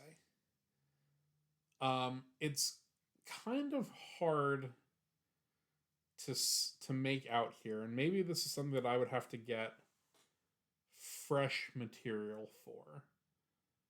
Liz, hello, welcome in. We are way up inside the business of a little butterfly right now. But the proboscis is actually not solid. Maybe if the back piece will be a little bit easier. So do you see that little curl of proboscis off to the left, kind of like right under my shoulder here? There's pretty clearly two sides with a strip going down the middle. It looks like it's almost a 3-part structure. It's actually only 2 though, but it's capable of coming apart. That little strip in the middle is just like the zipper on your jacket, where in the middle it combines all of those teeth to kind of lock together to make a singular structure. It does give it some extra mobility to be able to do that, and you can split it apart. But every time they coil it up or, extend it out, they have to make sure that it's all kind of fitted together and connected.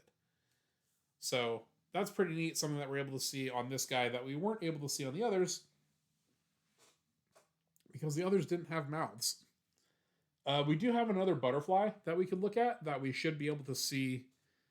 That we should be able to see more of that on. Let me put this guy back. Let me grab this swallowtail. So first, before we get it up under the scope,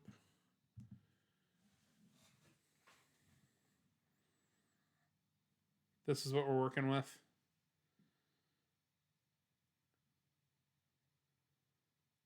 Nice swallowtail butterfly. Not my finest pinning work. Right wing is lower than it should be. The tails broke off a little bit. Not my best. But I will say these were all collected a very, very long time ago. Because as you know, I am not the biggest fan of collecting and processing butterflies and moths. And so if I am going to sacrifice an insect for the science, it's going to be one that I care about working up and identifying and stuff like that. So I just tend not to collect butterflies and moths anymore. Just because I want to. Oh yeah, this looks way better. Just because if I'm not going to use it for my collection, I would rather just keep them alive. OMG, it's Cole B. Welcome in. Thanks for the follow. Tortilla. Yes, I think so. Papilio polyzenes, the black swallowtail. As I've said before, moths and butterflies are overrated. Yeah, exactly. That too.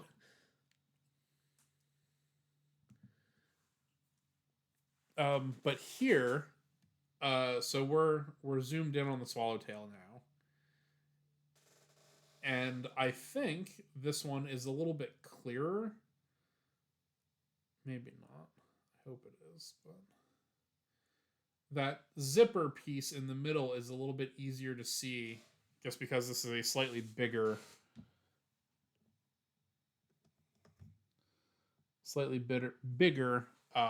specimen.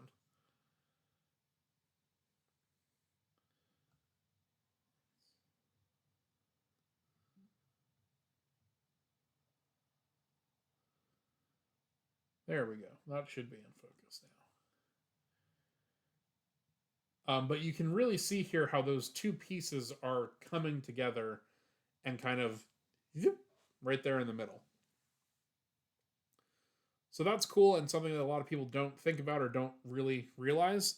One of these days, I will get a fresh butterfly or moth, and we'll look at it before it's totally dry, so we'll be able to unzip that mouth part and see what that actually looks like on a fresh specimen.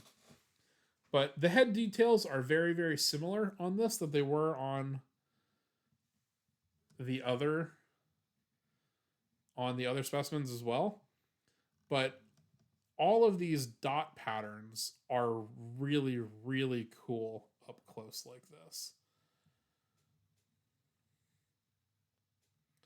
So again, just like the other ones, you can see how each one of those little changes in color is an individual scale.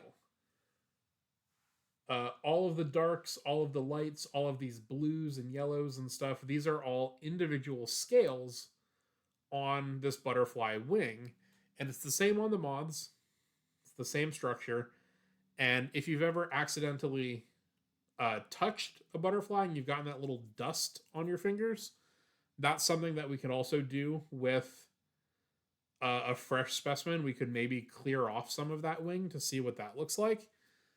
Um, I don't want to do that on any of these, but yeah, uh, these individual little. There we go.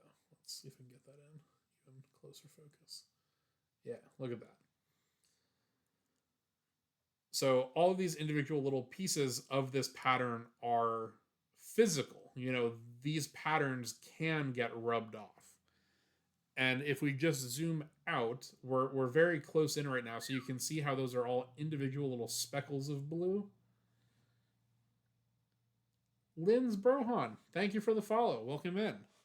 But if we go back out to what it looks like just under Lord Mordo's, thank you for the follow. You can see the underside of that wing and like what that pattern looks like from a further back perspective. But when you go in all the way, you're able to see that each one of those is its own individual little piece of color. And I always think that's really cool because like what about this like singular blue pixel or singular blue scale way out here versus how dense they are down in here, and how cool it is that the pattern is very very specific. You're pro bug. Well, Linz, you've come to the right place. We are also very very pro bug on this stream. Is there anything else interesting underneath here? I don't think so. Nothing really standing out.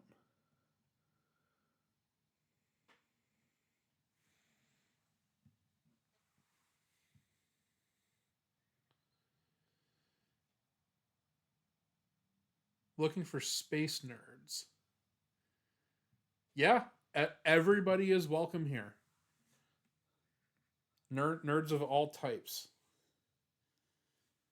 Because there's a lot of crossover too. Yeah, professional nerds, Kelsey. Yeah, you and me, definitely. Um, there's a lot of crossover with a lot of different disciplines that you can get into and see the connections with in entomology. Space bugs, I don't really know how that ties in. There are definitely insects that have been sent to space. They've done fruit flies, they've done ants, they've done certain beetles, but there are no insects in space, unfortunately, at least that we have figured out yet. Nicole's a pro nerd too. Yeah, that's right, Rich. She is. All right, let's new specimen time on the full cam. The Starship Troopers and Aliens are definitely documentaries. I talked about that, Linz. So I got my start streaming on Twitch just a few months ago, but I do Wednesday night bug hunts on Alveus Sanctuary's page. We call those chat chats. And somebody specifically asked about Alien, and the xenomorph is actually based off of a couple of different insect things like that. The whole needing a host and everything is based off of parasitoid wasps, and then that little mouth inside the mouth is based off of dragonfly immatures. I know that much about the movie, but I've never actually seen any of the Alien movies, and I got a lot of shit for it. So, they could be documentaries for all I know. I haven't seen them. Moving on now to our next species. This is Calasamia. I forget which one. Um, I have to Google. Calasamia.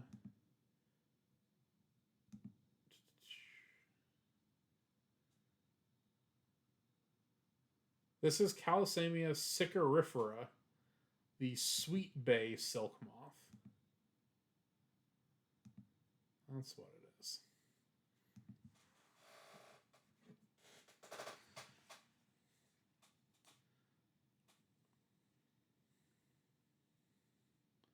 Sicarifera. Yeah. So um this is another giant silk moth. So same family as the Luna, same family as the Imperial moth. Is this my personal collection of specimens or am I borrowing? These are mine. I have uh I've got about 65 drawers of insects. You can see. Oh yeah, that shoulder. Look at that. There's a stack of them over there that are all filled. Those are mostly beetles. I work on beetles specifically, and I actually manage a museum collection of about 13 million specimens. So I do this all day, every day, and we spend a lot of time looking at beetles here on Twitch. But uh, I was moving some stuff around, and I found my small box of butterflies and moths. So that's what we're going through today. But yes, all of these are things that I've either collected myself or were given to me by people to help build my collection. These butterflies and stuff are all ones that I've collected personally. Because it's a group that I don't work on, I don't keep any that aren't specific and meaningful in some way to me. So yeah, huge emphasis on beetles, but we're talking butterflies and moths tonight.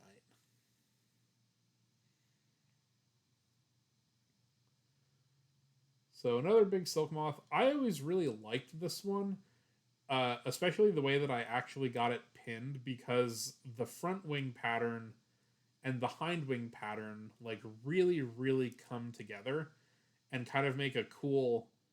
I think this one almost looks tie dyed. Not in like the multitude of colors way, but like in that really cool dark and fading and lighter patternings of the same colors. But yeah, join the Discord too. That's definitely an option for you new folks. But I always really like this one because of the banding and how cool that is. I um I was never super into keeping the moths for myself, but I had a friend who was into them, and I did moth breeding for a long time as I would go out and find adults and then raise caterpillars just because I thought it was fun. And this was one of the last species of silk moth in Florida that I needed to find. And I found it on the back of a gas station. So lovely bug habitat of just on the back of a gas station wall. And I don't think I ever actually got eggs out of this one.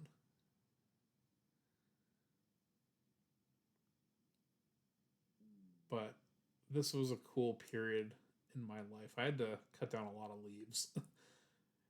Giant hickory horn devil caterpillars that are like 6 inches long um, eat a lot of leaves in a day, if you can believe it. I have a couple of other boxes here that we definitely won't get through tonight, but I do have at least one thing in there that we can look at because I used to save some of the eggs that I got just to have representatives of like what the eggs of certain species looked like. So I would freeze them after they got laid. So they're actual eggs from the species, but they weren't allowed to hatch. So you can see some of the differences in the actual egg structures And we can definitely take a look at that before we wrap up for the evening. Um, Now, this next one is actually North America's largest moth. Uh, we're gonna leave that one blocked, Roach. Um, do caterpillars have to be preserved in chemicals? Yes. Well, that's typically how we do it nowadays. So caterpillars get stored in ethanol. We've looked at some stuff in alcohol before, so it's just like 95%, anywhere from 75 to 95% ethanol that we put them in now. And one of the things that you have to do before you put them in ethanol is try to kill the bacteria that's in their gut. The easiest way to do that is to boil your caterpillars. Uh, they float when they're done. So if you've ever cooked like a ravioli and it floats when it's done cooking, um, that happens to your caterpillars as well. So you'll boil your grubs, they'll float to the top, and then you can put them in ethanol because that extra heat kills all of the stuff that's getting digested in their stomach that would otherwise rot because the ethanol has to get a chance to like seep into the stomachs to get to the part that needs to get uh, fully preserved. However, back in the day, and some people still do this, I think it's kind of a losing or a lost art now. They used to um, inflate the caterpillars. So they would cut a little slit in the butt,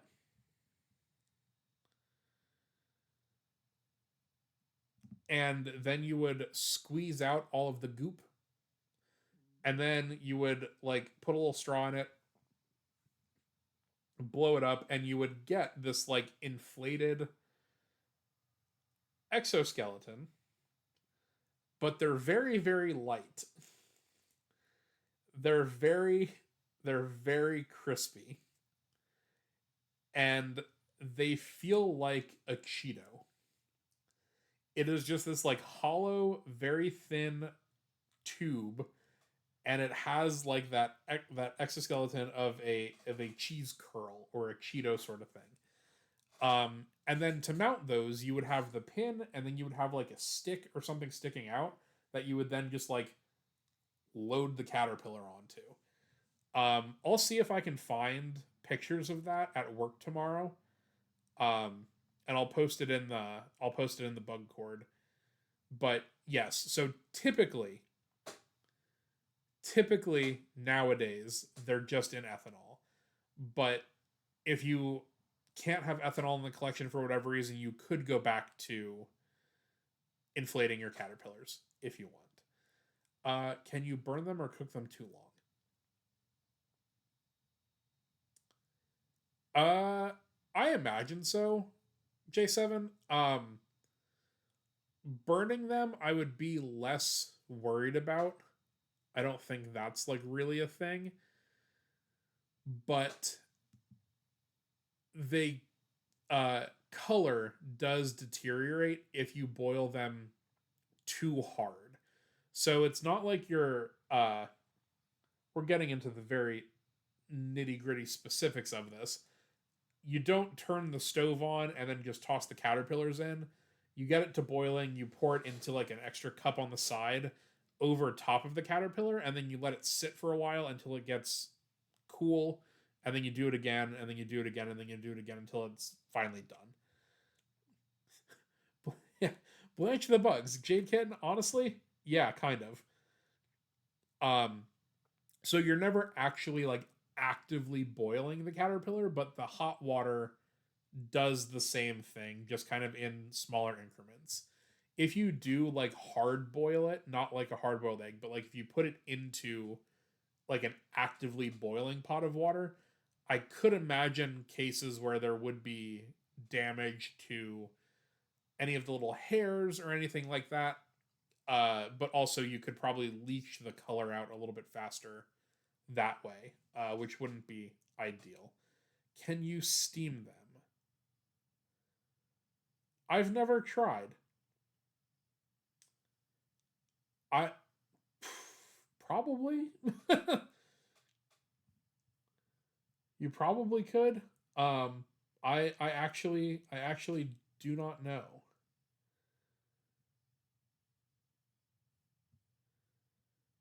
Seems like a good option. Yeah, it could be. I'll have to I'll experiment a little bit maybe the next time that I have larvae to deal with. Um, da-da-da, da-da-da, da-da-da-da.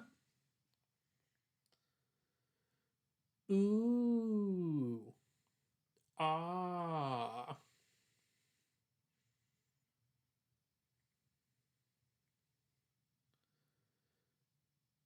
A biggin. Yes.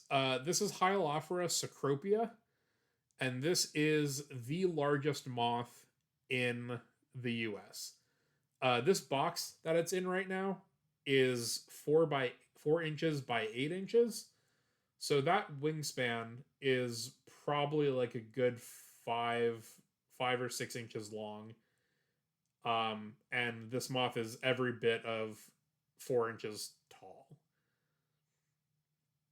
Have I ever stuffed a caterpillar? No, I have not. I don't do enough caterpillar work to have done that. But now that I am back near the university, there is a an immature insects class where you have to make the collection of 100 different families, whatever, but they all have to be immatures, and so part of that is caterpillar prep in these different ways. So I do hope to take that class the next time that it's offered. It won't be for like another year at some point. Um, at the very least, it won't be for another year. But yes, I do hope to take that, and I think that would be cool to do the stuffed one. But to get them stuffed, you have to dry them out in very much the same way that you do with the like the air dried piece. So I think it would probably just be the same thing. You cut a little slit in the back and then roll all the goop out, and then you just stuff it with cotton rather than blowing it back up.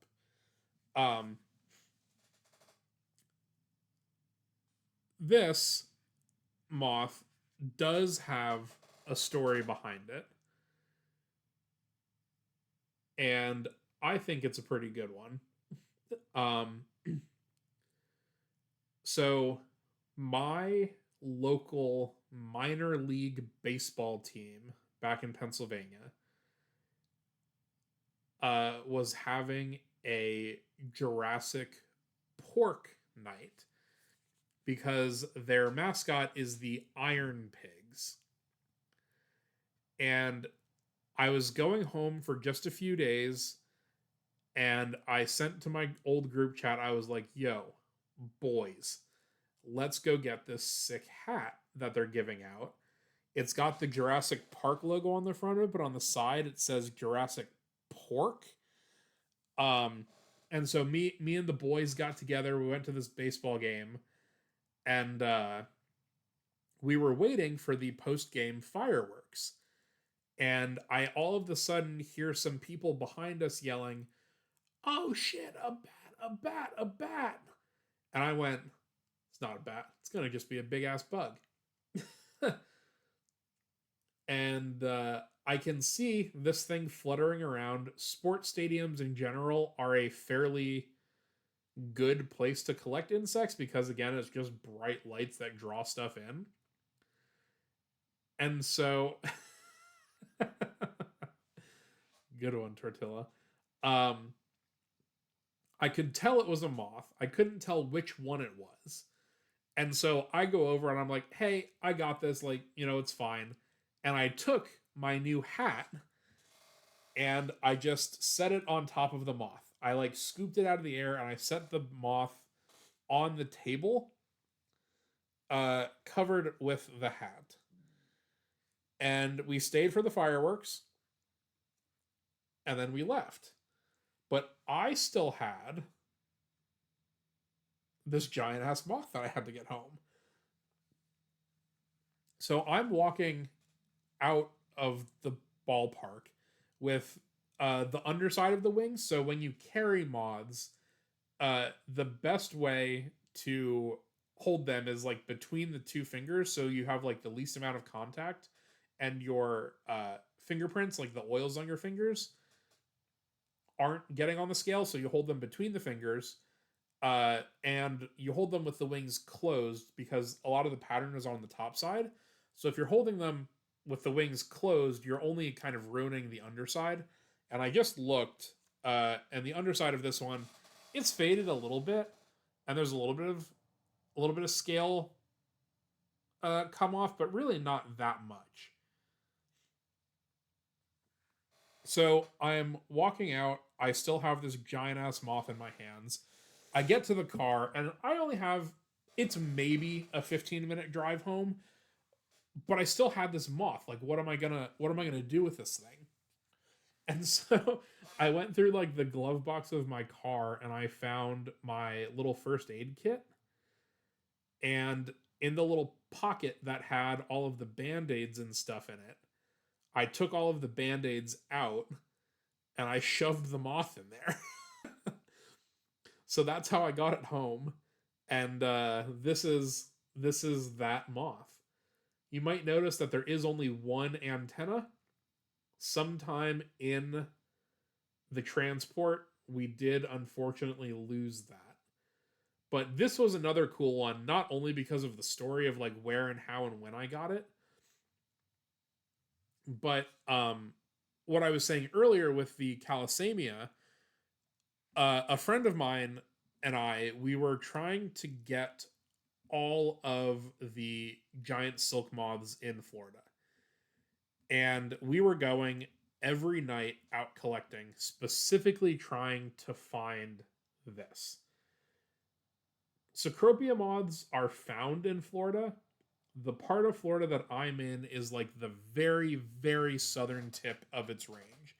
So we had this loop that we would do where we would drive like 150 miles round trip, but like we would go up, kiss the border of Georgia, and then come back down. Vexy, hello, hello. How's it going? So we had this big loop that we would do, and we found all of these other moths except for the Cecropia. And when I said that we would go pretty often, I mean that we would just meet every night at the entomology department at 9 p.m. and just go. There was no coordination after a while. We just kind of like assumed we were going. The one night, the one night where I was like, oh, it's been raining all day. It's still kind of wet out. I'm not going to go. My friend still goes and finds the Cecropia moth. So after all of my time living in Florida before the first time that I lived here, I never found this moth. And so it made it extra special to get it at the baseball game uh, with some of my very good friends, but also it was one of those things where it's like I don't usually keep butterflies and moths, but this one definitely a special one that needed to come home. Glad to hear that, Vexy. I'm good. Living the dream, showing bugs to folks on Twitch. Doesn't get much more better than that.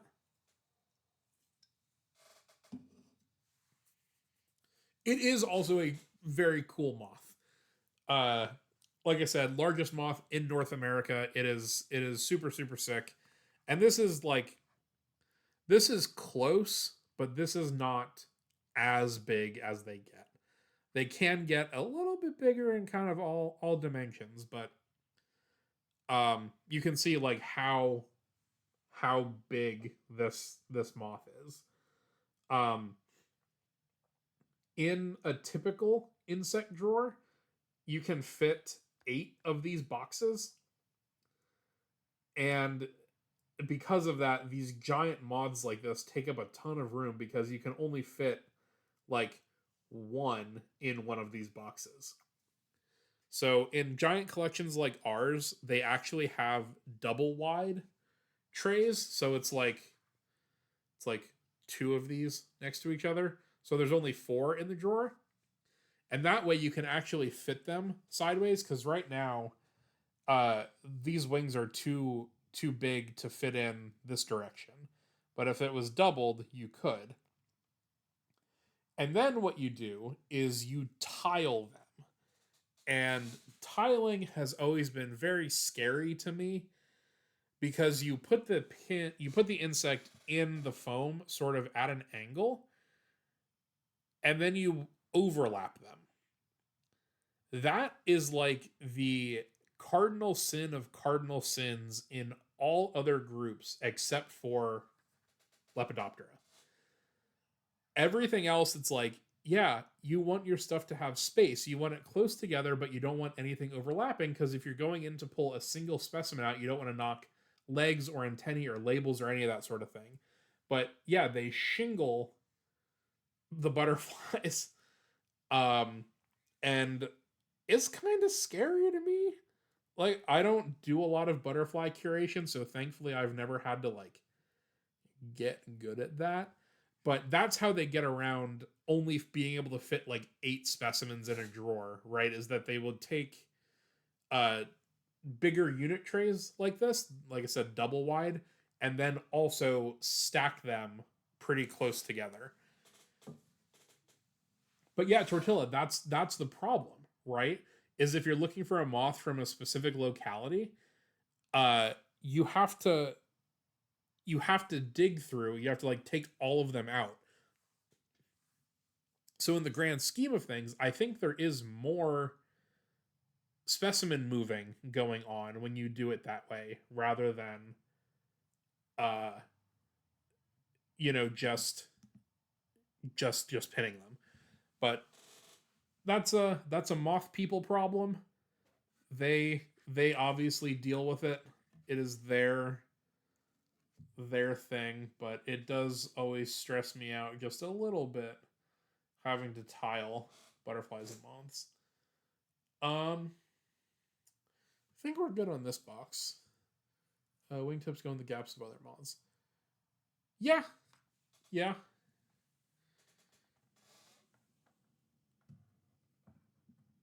Everyone does it just a little bit differently. Um, let's see. New.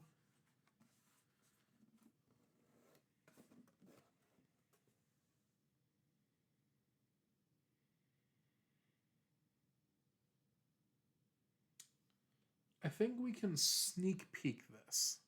We're not going to get into this one tonight, since it would ruin our theming. But fun drawer. Ooh.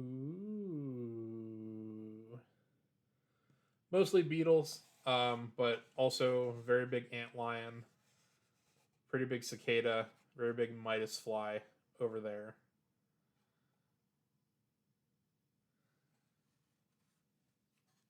And the big Hercules beetle and Chrysina and stuff like that up top.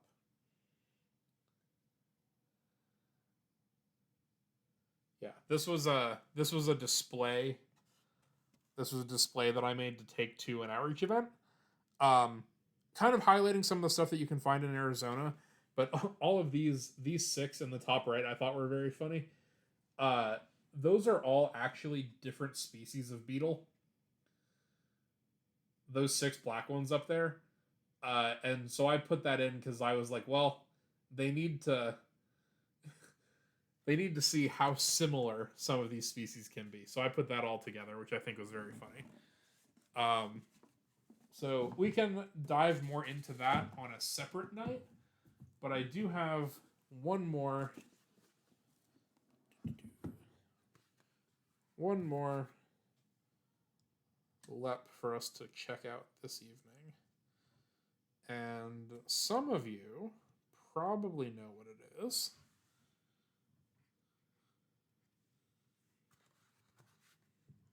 We've talked about it before. We've talked about it somewhat recently.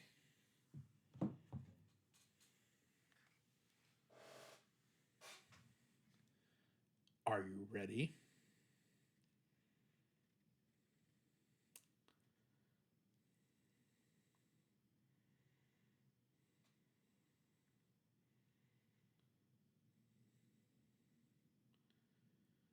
Ooh. Ah.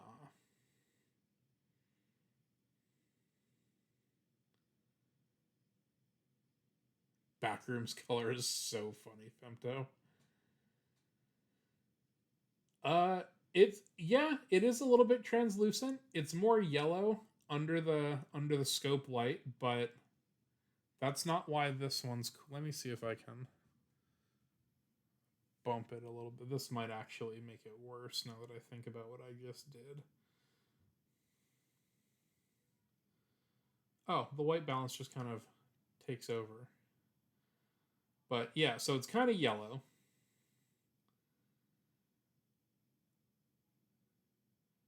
Does anybody notice anything about this? Why this might be a cool specimen?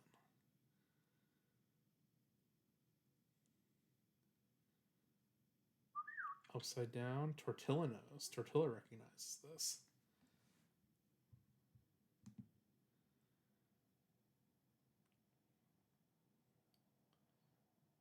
Johnzilla64, thank you for the follow. Welcome in.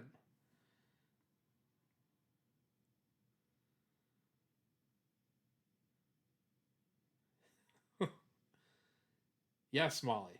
Yes, yes, yes. Two different antennae. Why, why, dear chatters, would this moth potentially have two different types of antenna? It's not the only thing either. If we put it back up, look at the wing pattern. Over here, nope, this side. Over here, there's a line that kind of goes down the wings. On this side, there's not.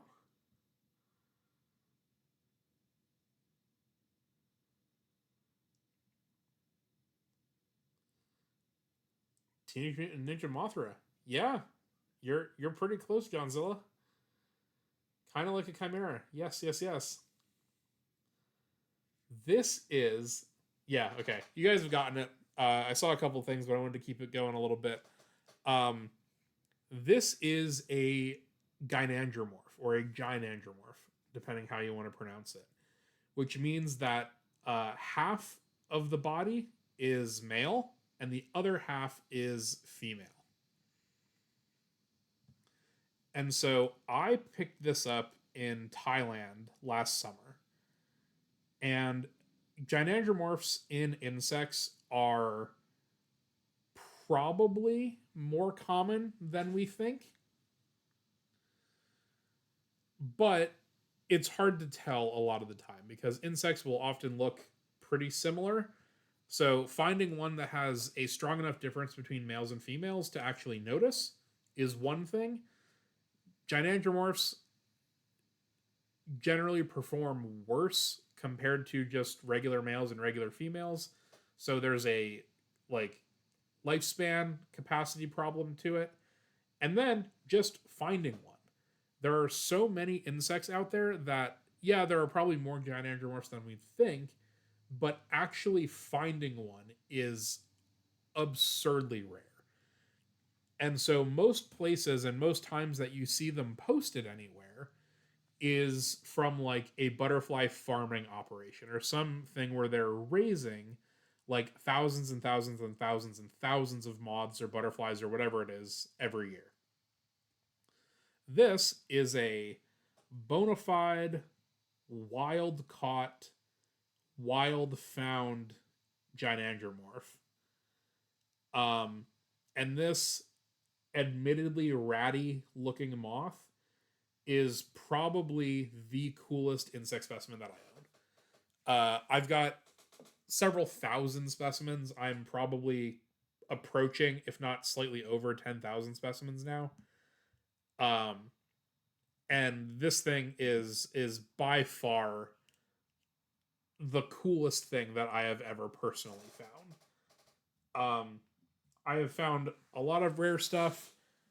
I found a lot of really cool beetles over the years, but a a wild gynandromorph is like people go whole careers without finding these sorts of things. And I was absolutely giddy when I found this thing. So we can zoom in, and obviously this is one of the more noticeable differences is going to be between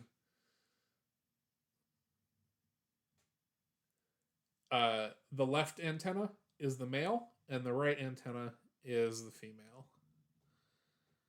So similar in structure, but you can see how the male on the left has those extra sets of hairs on them to again increase surface area to pick up pheromones from the female, while the female has these relatively subdued antennae, a lot shorter, not nearly as fluffy, not nearly as surface area, because they're using it to sense other things, but they're the ones that get sought out by the males to mate. They're not the ones that are having to track down mates. So their antennae are often not nearly as elaborate as the males are. Sex chromosomes of insects. It varies extremely wildly, Molly. That is also not a part that I know very much about. But yeah, sex determination in insects is kind of crazy. There's like an X and O pattern, and I think there is like an X, like several X's and a Y or something. Uh, it gets very complicated, but yeah, I don't know enough about that to talk about that. But yeah, it is very confusing. But yes, this little moth right here, we were in Thailand and we were running light sheets. And I was there with two lepidopters, so two guys who specifically work on butterflies and moths. And they were off checking a trap elsewhere. They were putting up like rotten fruit to try to draw moths in. OMG, how are you so dumb? That is their username. Not an insult to chat. Welcome in. Thanks for the follow. Um, we're getting super close. If there's if there are five of you, or if there are five of you in chat who have not yet followed, we're only five away from our goal of 500 followers. So we're super close. We're super, super close. Any lurkers? Any lurkers out there? Now's the time. Um, but yeah, so these Lepidopterus were off setting up a different trap. And I was sitting there kind of, I was looking for beetles, and the stuff that I was looking for in Thailand are, I'm looking for ground beetles. So I'm looking for things that are often very, very tiny. And so, I'm on the sheet, I'm checking everything out, and I keep coming back to this moth, and I'm like, that's there's something weird about this. Like the vibes are weird. What's going on here? And then I keep looking at it, and I keep looking at it, and I see I'm like, oh yeah, like that wing pattern is a little bit different. And then I look at the antennae, and I'm like, holy shit! Oh my god! And I don't have anything to collect this moth in. I have my little plastic bottle that has all of my beetles in it, but for moth specimens, you need something that they're not going to be able to flap around. So we mostly have these little envelopes that are made out of wax paper. And so you get them and then you kind of put them in with the wings up, like we were talking about earlier, and then you freeze them or use chemicals to kill them from there. But I didn't have anything. I was like, I don't know where anything is. I ran into the room of one of the Lepidopterus, and I was like going through his stuff, and I'm like, he'll forgive me for this. It's fine. I find an envelope. I scoop this thing up, but it is a little bit worse for wear. You know, you can kind of see here on the wing. There's a hole going through there. The front edge is a little bit beat up. Um, so not my finest work, but I did get the moth, and I I got it back. I had it in the envelope, and I was just sitting here, and I was like, I was waiting. I was waiting for the other guys to get back because I was like, I have to tell them. I have to tell them. They're gonna be so excited about this. And they got back. They're like, oh yeah, you know, we found blah blah blah. And I was like, you're gonna lose it when I show you this specimen. So what we would do at the end of the night, we would have all of our butterflies and stuff in these uh, envelopes, and then we would put them in the freezer overnight. So that's how we were dealing with our specimens. But we didn't want to risk this thing getting away if it was in fact a giant andromorph. Um, so we were like, okay, we're just gonna add it to the stack, and we'll check it out in the morning. And so we all woke up, we ate breakfast and everything, and we're like, okay, let's check it out. And we opened it up, and it was like it was so cool. I mean, the guys that I was with were twice as old as I was. You know, they were in their mid 60s and 70s and whatnot. And I've just never seen a group of people so excited about one moth. Um, so it was very cool. It was a really really cool experience to share with those guys, and uh, it's a memory and a specimen that I will always keep with me, even though this do in this do indeed be a moth, and y'all know how I feel about moths. But yeah, this is a very very cool specimen that means a lot to me. So very exciting find, and again, probably one of the coolest things that I've ever gotten. There's a very good chance that I don't find another one of these in my entire life. Like it, I don't really know how to convey how many entomologists like were so mad about this. I would love to find more, but I mean, just statistically, I hit this. I probably used up all my luck on this that I'll never win the lottery because I got the damn gigantomorph moth. But yeah, still very very cool. I haven't taken the time to dissect this. I would be worried about messing some stuff up. So I don't know what the internals look like. I don't know how the genitalia split works in this case, or even if it does split. It might just kind of be weird internal thing. But yeah, my gynandromorph moth, very very very cool.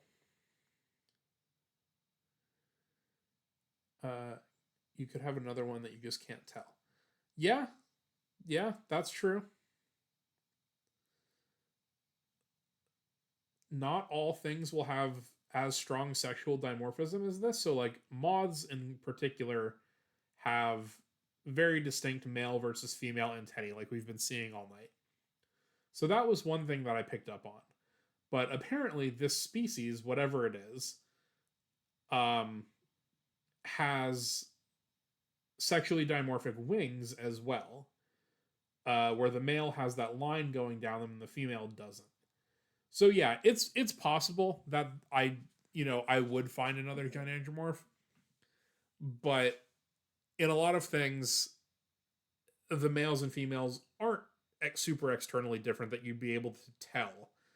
And with the volume of insects that we go through and everything like that, it's unreasonable to try to dissect every single one.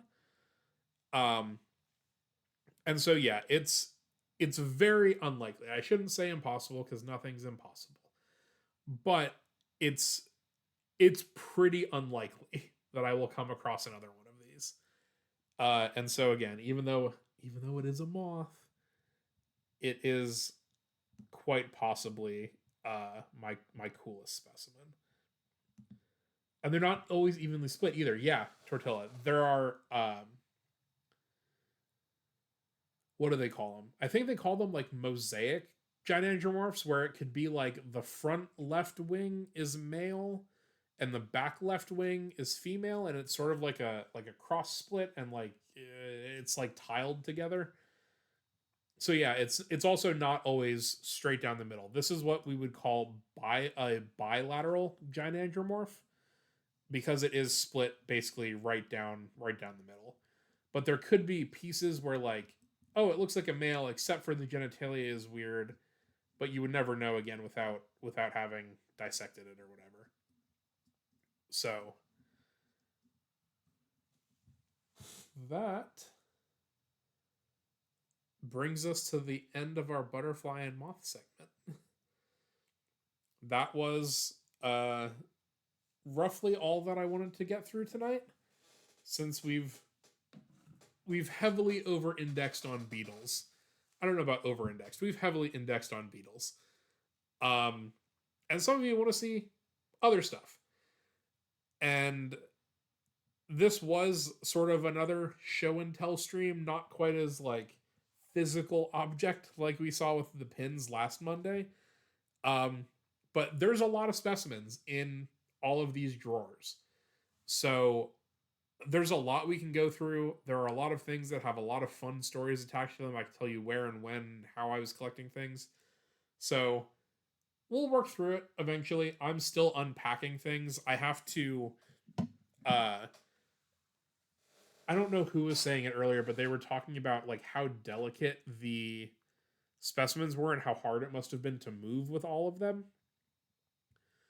I did a very large amount of brace pinning when I moved. Uh Tortilla, no. Um so I took all of these like spare insect pins and I would put them on either side of the specimen so they wouldn't spin, so they wouldn't be able to break as I moved. And so now that I'm like unpacking everything, I'm reclaiming all of my pins. This is this is all that I've done since I've gotten here, and I have unpacked less than half of my drawers. So we're getting a lot of these pins back, and reincorporating them into my little handy dandy pin holding tray here. Uh, but yeah, I have a lot of stuff to unpack, and as I find more cool stuff, I'm like, oh yeah, that'll be a good one for stream. So I'll keep some stuff off to the side that we can talk about and go through uh, as we keep going. But thanks all for hanging out tonight. Um, we will be back Wednesday for pre-chat chats over on the Alveus Sanctuary uh, Twitch channel at 9 p.m. Central Time, 10 p.m. Eastern. Um, we use the cameras at the sanctuary to look around, look for bugs. And I do pre-chat chats. So for about 2 hours before that stream, we are here looking at stuff with the microscope and specifically learning the different defining characteristics of different beetle groups. So that's what we do on Wednesdays. And then Friday, since we talked about it at the beginning of stream, Friday, roughly around the same time, so whatever like 2.5 hours ago is in your local time, that time on Friday, we will be doing a special themed Halloween stream.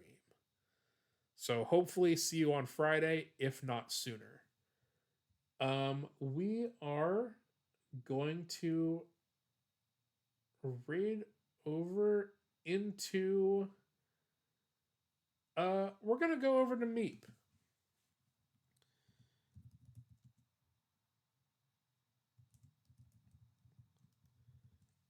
Fishy Meep is another Alveus community member. So I will send y'all over there. She is playing Project Zomboid.